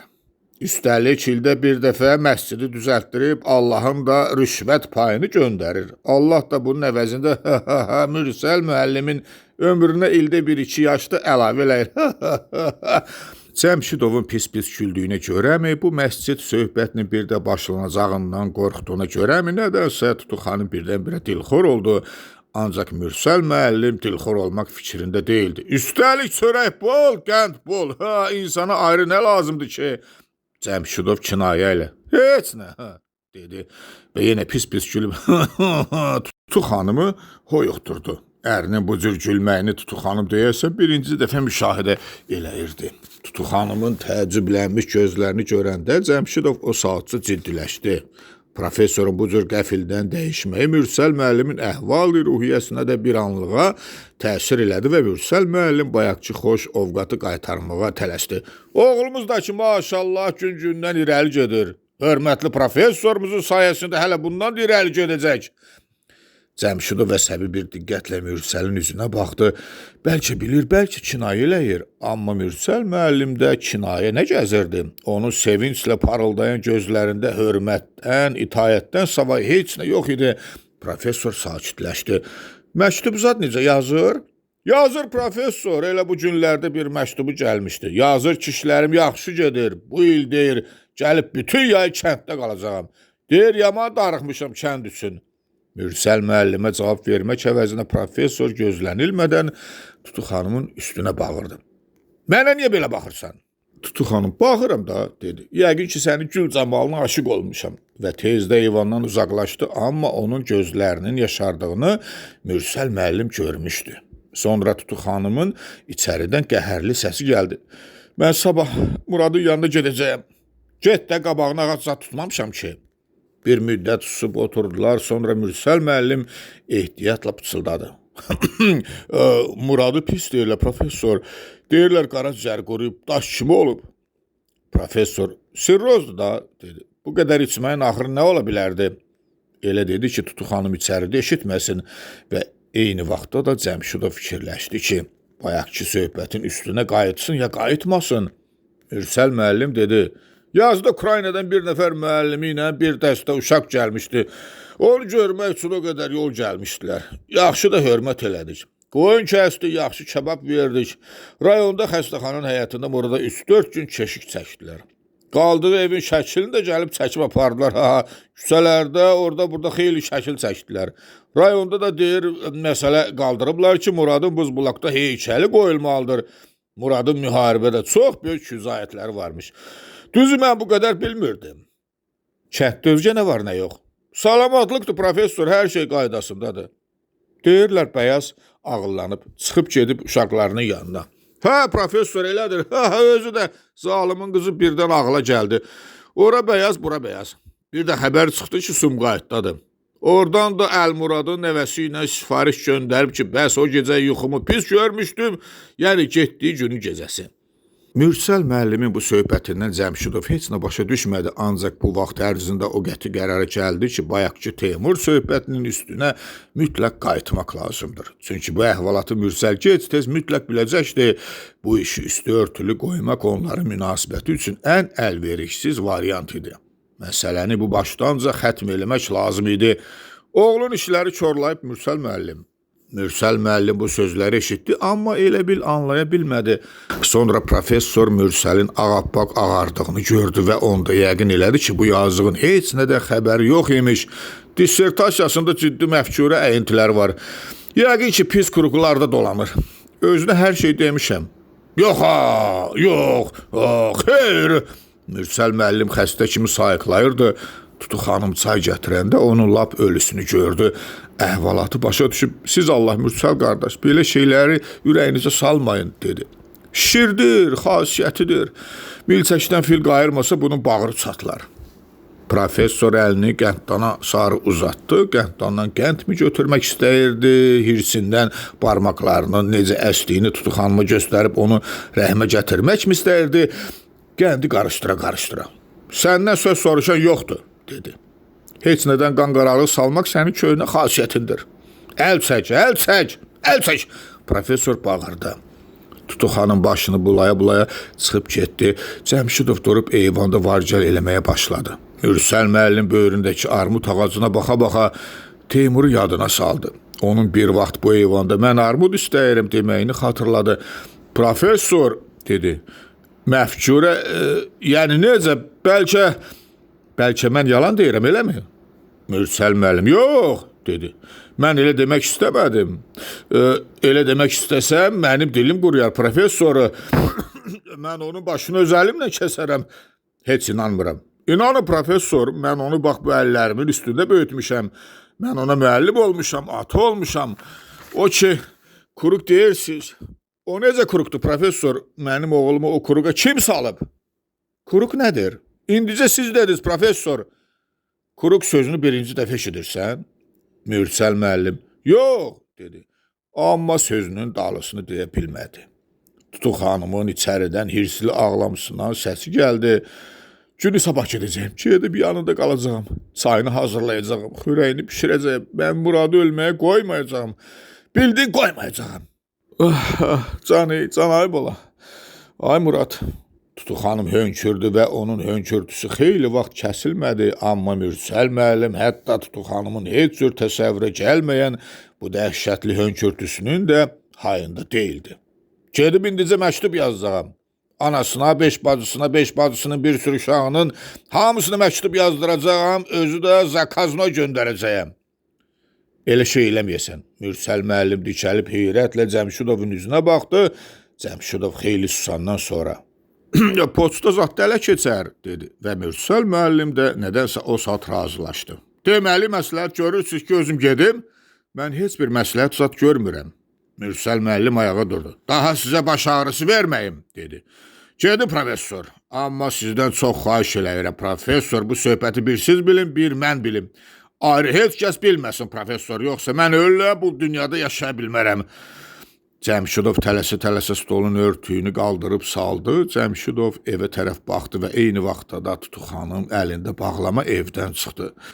Bir xırdaca paydı, dedi. Mürsəl qardaş, götürün, siz Allah, qaytarmayın. Arxın çeşmənin pul da içindədir. Mürsəl müəllim bağlamanı qoltuğuna vurub, pilləkənləri yavaş-yavaş endi. Qapıyacan yavaş-yavaş getdi, amma qapıdan çıxan kimi birdən elə götürüldü ki, elə bila, hardasa yanğın idi, hardasa kimsə bu saat ölüm ayağındaydı. Çünki Mürsəl müəllim elə bu gün Bakıya yola düşməyə qət eləmişdi. Çünki axşama hələ çox qalırdı və qatarın vağzaldan çıxmasına, yəqin ki, heç olmasa bir saat vardı. Əbdüləli Cəmşidov eyvanın məhəccərinə söykənib, üzü kəndə sarı dayanmışdı. Baxırdı, amma heç nə görmürdü. Fikri zikri arxada, ev tərəfdə idi, bütün diqqətini cəmləyib qulaq asırdı.